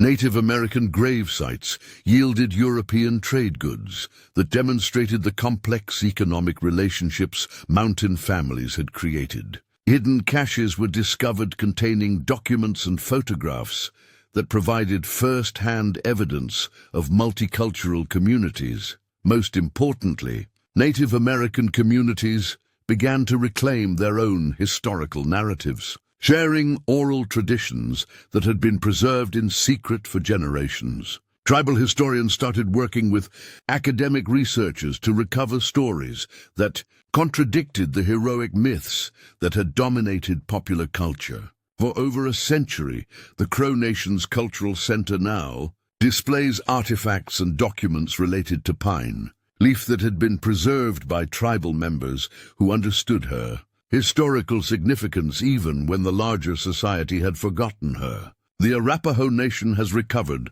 and shared oral histories about Kitty Carson's first marriage that provide details about cross-cultural relationships that academic histories had ignored. These recovery efforts have revealed that the erasure was never complete. Even during the periods of greatest suppression, families and communities found ways to preserve fragments of the real story. Love letters were hidden in family Bibles. Photographs were kept in secret albums. Oral traditions were passed down in private gatherings, where children learned about ancestors who couldn't be acknowledged. Publicly, the annual gatherings that now bring together descendants of mountain man families have become powerful demonstrations of how much survived despite systematic attempts at destruction. Thousands of people attend these events, sharing family stories, displaying recovered artifacts, and connecting with others who carry similar hidden histories. These gatherings reveal the true scope of what was lost and what was preserved. Families share stories of ancestors who were successful traders, skilled diplomats, and respected leaders in multicultural communities. They display photographs of grandparents who looked nothing like the stereotypes that dominated popular culture. They perform traditional songs and ceremonies that blend influences from multiple cultures in ways that prove such combinations were not only possible, but beautiful. But perhaps most importantly, these recovery efforts are revealing a love story that was more complex, more tragic, and ultimately more human than any fiction could capture. The real mountain men loved across cultures when such love was revolutionary. They built families that bridged civilizations when such bridges seemed impossible. They created communities that proved different peoples could live together successfully when such cooperation was considered unnatural. Their love survived war, government persecution, economic destruction, and systematic cultural erasure. It survived because it was real in ways that the fictional replacements never could be. It survived because love stories, true love stories, have a persistence that outlasts the political pressures that try to suppress them. The mountain men and their families proved that the American dream could be multicultural rather than segregated, that the frontier could be a place of cooperation rather than just conquest, that love could bridge any cultural divide if people were brave enough to let it. They were destroyed for proving these things were possible. But their stories are finally being recovered, and they remind us that the future we create depends on the past we choose to remember. The ghosts are dancing in the twilight, celebrating love that was real and communities that were possible. Even though the world that contained them was destroyed, their dance reminds us that we still have choices to make about what kind of society we want to build, what kinds of love we want to celebrate, and what kinds of bridges we want to create between the different peoples who share this continent. The mountain men showed us that such bridges were possible. Their love story, finally emerging from under a century of mythology, proves that different peoples can live together successfully when they choose love over fear, cooperation over conflict, and truth over comfortable lies. That's the real legacy of the mountain men, not the fictional heroes of dime novels and Wild West shows, but the actual human beings who loved across cultures and proved that such love could create something beautiful, something lasting, something worth remembering and celebrating, and perhaps someday creating again. Today, in a climate-controlled laboratory at the University of Montana, Dr. Sarah Winnemucca carefully extracts DNA from a strand of hair found in a locket that belonged to Pine Leaf, the Crow woman warrior who once commanded armies and built trading empires in the Mountain West. The hair belonged to a child, Pine Leaf's child, a mixed-blood daughter whose existence was never recorded in any official document, whose life was never acknowledged by any government census, whose very DNA represents living proof of a love story that America spent over a century trying to erase. This is what recovery looks like in the 21st century. Not dramatic revelations or sudden discoveries, but painstaking scientific work that piece by piece reconstructs a world that was systematically destroyed. Every genetic marker tells a story. Every archaeological fragment reveals a truth. Every recovered document proves that the mythology was a lie and the love was real. The numbers are staggering when you finally add them up. Modern DNA analysis shows that 25% of people in Montana, Wyoming, and Colorado with pre-1900 ancestry carry Native American genetic markers that trace to the Mountain Man era. 25%. That means 1 in 4 families in the Mountain West carries genetic evidence of the cross-cultural relationships that popular culture claim never existed. But here's what really gets me about these discoveries. They're not just correcting historical mistakes. They're revealing that the systematic erasure of Mountain Man families was even more extensive and more deliberate than anyone realized. Because when you start digging into the archives, when you examine the government documents and corporate records that survived, you discover that the people in charge knew exactly what they were destroying. The 1852 annual report of the Commissioner of Indian Affairs contains a section that was classified for over a century, only declassified in 1968 when civil rights legislation forced government agencies to open historical records. In that classified section, Commissioner Luke Lear explicitly outlined the strategy for destroying mixed-blood families. The intermixture of races has created a population that owes allegiance to no single authority and recognizes no unified system of law. These mixed-blood communities represent a fundamental threat to the establishment of American territorial control. They must be dissolved through legal pressure that forces individuals to choose between white and Indian identity, making continued existence as mixed communities impossible. Think about that language. Dissolved through legal pressure. This wasn't accidental cultural change or inevitable historical progress. This was deliberate policy designed to destroy specific communities because their existence contradicted the racial categories that American law required. The strategy worked exactly as planned. By forcing people to choose between white and Indian identity, the government made it legally impossible for mixed-blood families to exist as distinct communities. Children who were one-quarter native were classified as white and could own land, while their half-blood siblings were classified as Indian and confined to reservations. Families were literally divided by law into different racial categories that made continued unity impossible.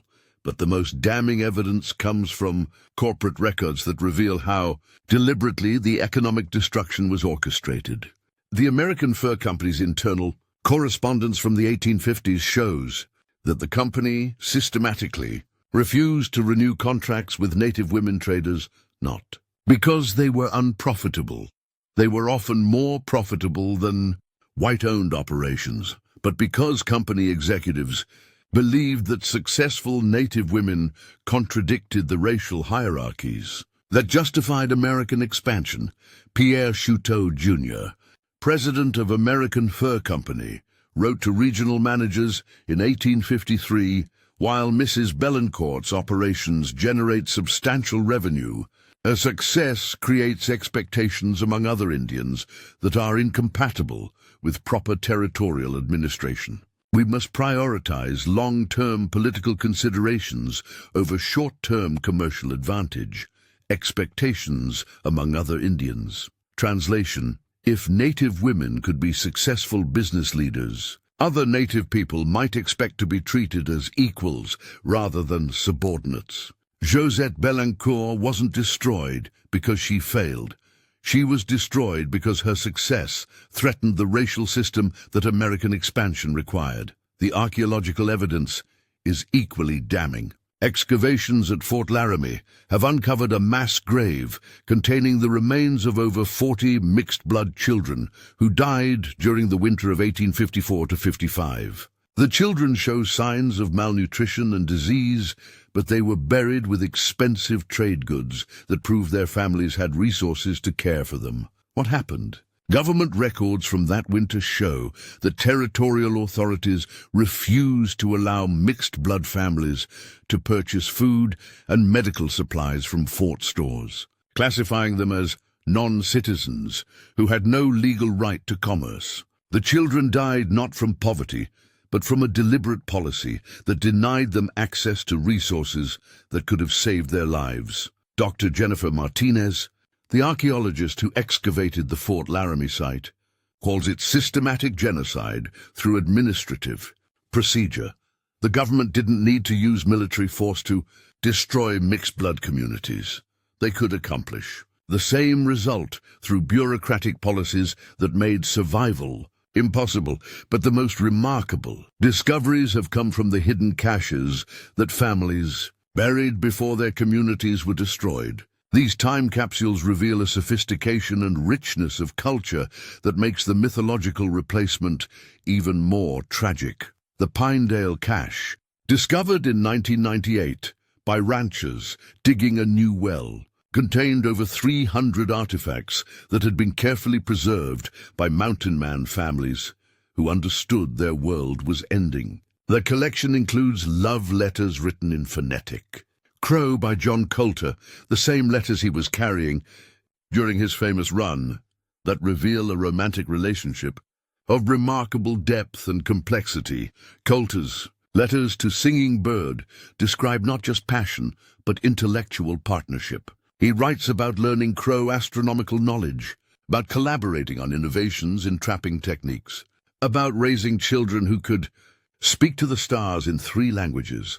These aren't the primitive frontier relationships that mythology portrayed. They're partnerships between equals who were creating new forms of human civilization. The cache also contained Chinese porcelain that had been traded from the Pacific coast for native brides, proving that the mountain man trading networks were far more extensive and sophisticated than historians realized. Some pieces can be traced to specific kilns in Jingdezhen, meaning they traveled over 8,000 miles to become wedding gifts in Montana territory. But perhaps the most moving discovery was a collection of photographs taken by mountain man families in the 1860s, just before the final destruction. These images show mixed-blood children in elaborate traditional dress, native women in European-style clothing, mountain men participating in tribal ceremonies.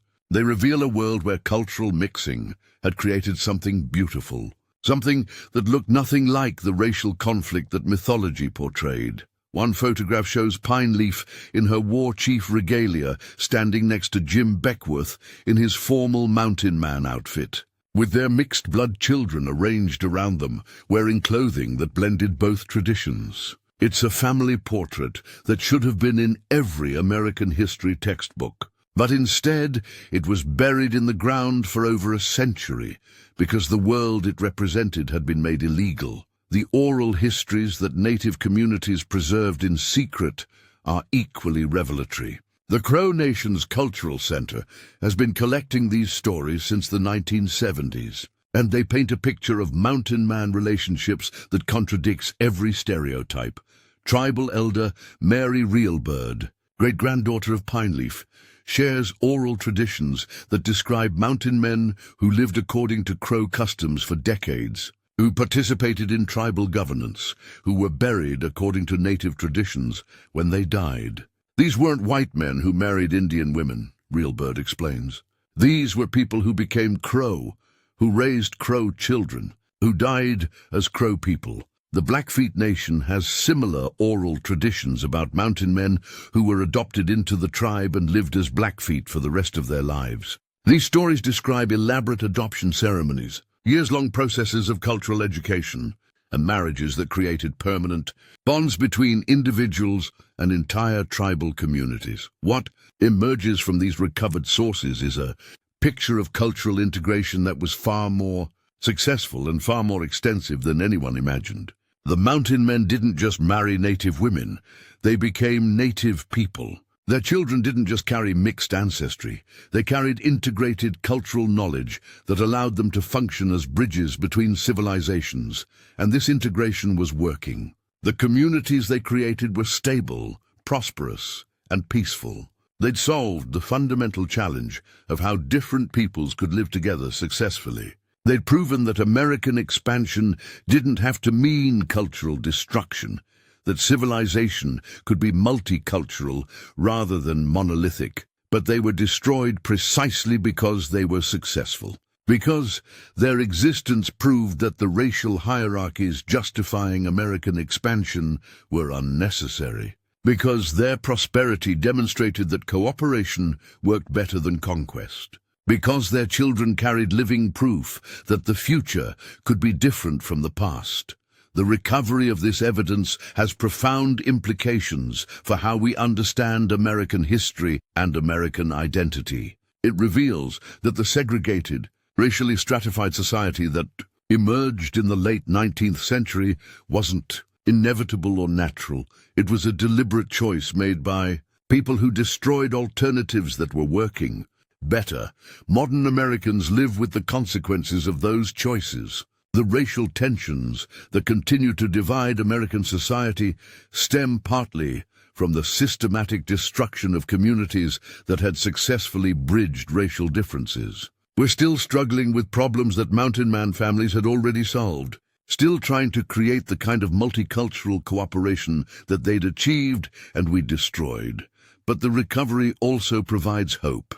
Because if such integration was possible once, it might be possible again. If mountain men and native women could create successful multicultural families in the 1830s and 40s, perhaps modern Americans can learn to do the same in the 21st century. The DNA evidence proves that mixing has always been part of American identity, even when it was officially denied. The archaeological evidence shows that cooperation has always been more successful than conflict, even when conflict was officially celebrated. The oral histories demonstrate that love has always been more powerful than prejudice, even when prejudice was officially enforced.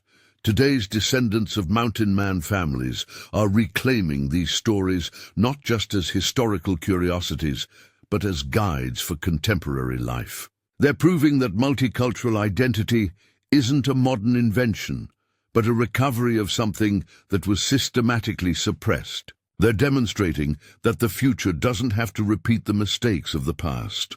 Annual gatherings of Mountain Man descendants now attract thousands of participants who share stories, artifacts, and genetic evidence that proves their family's complex heritage. These events have become celebrations of survival, demonstrations that love really can outlast hatred, that truth really can survive systematic attempts at destruction.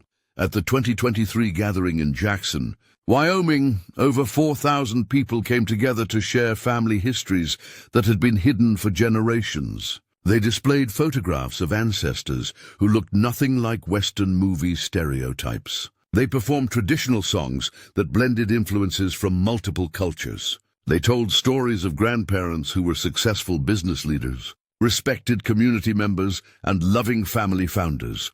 Most importantly, they're raising children who understand that American identity has always been more complex than official narratives admitted. These children grow up knowing that their ancestors created successful multicultural communities, that cooperation is possible between different peoples, that love really can bridge any cultural divide. The Mountain Men and their families are finally getting the recognition they deserve. But more than that, they're providing inspiration for contemporary Americans who are still struggling with questions of identity, belonging, and community that Mountain Man families had successfully resolved.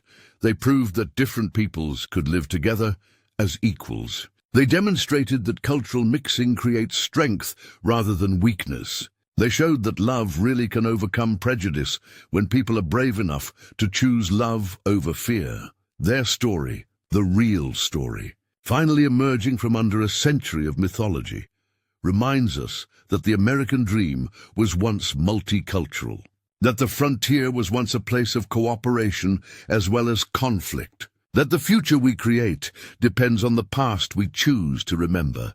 The ghosts have stopped dancing in the twilight.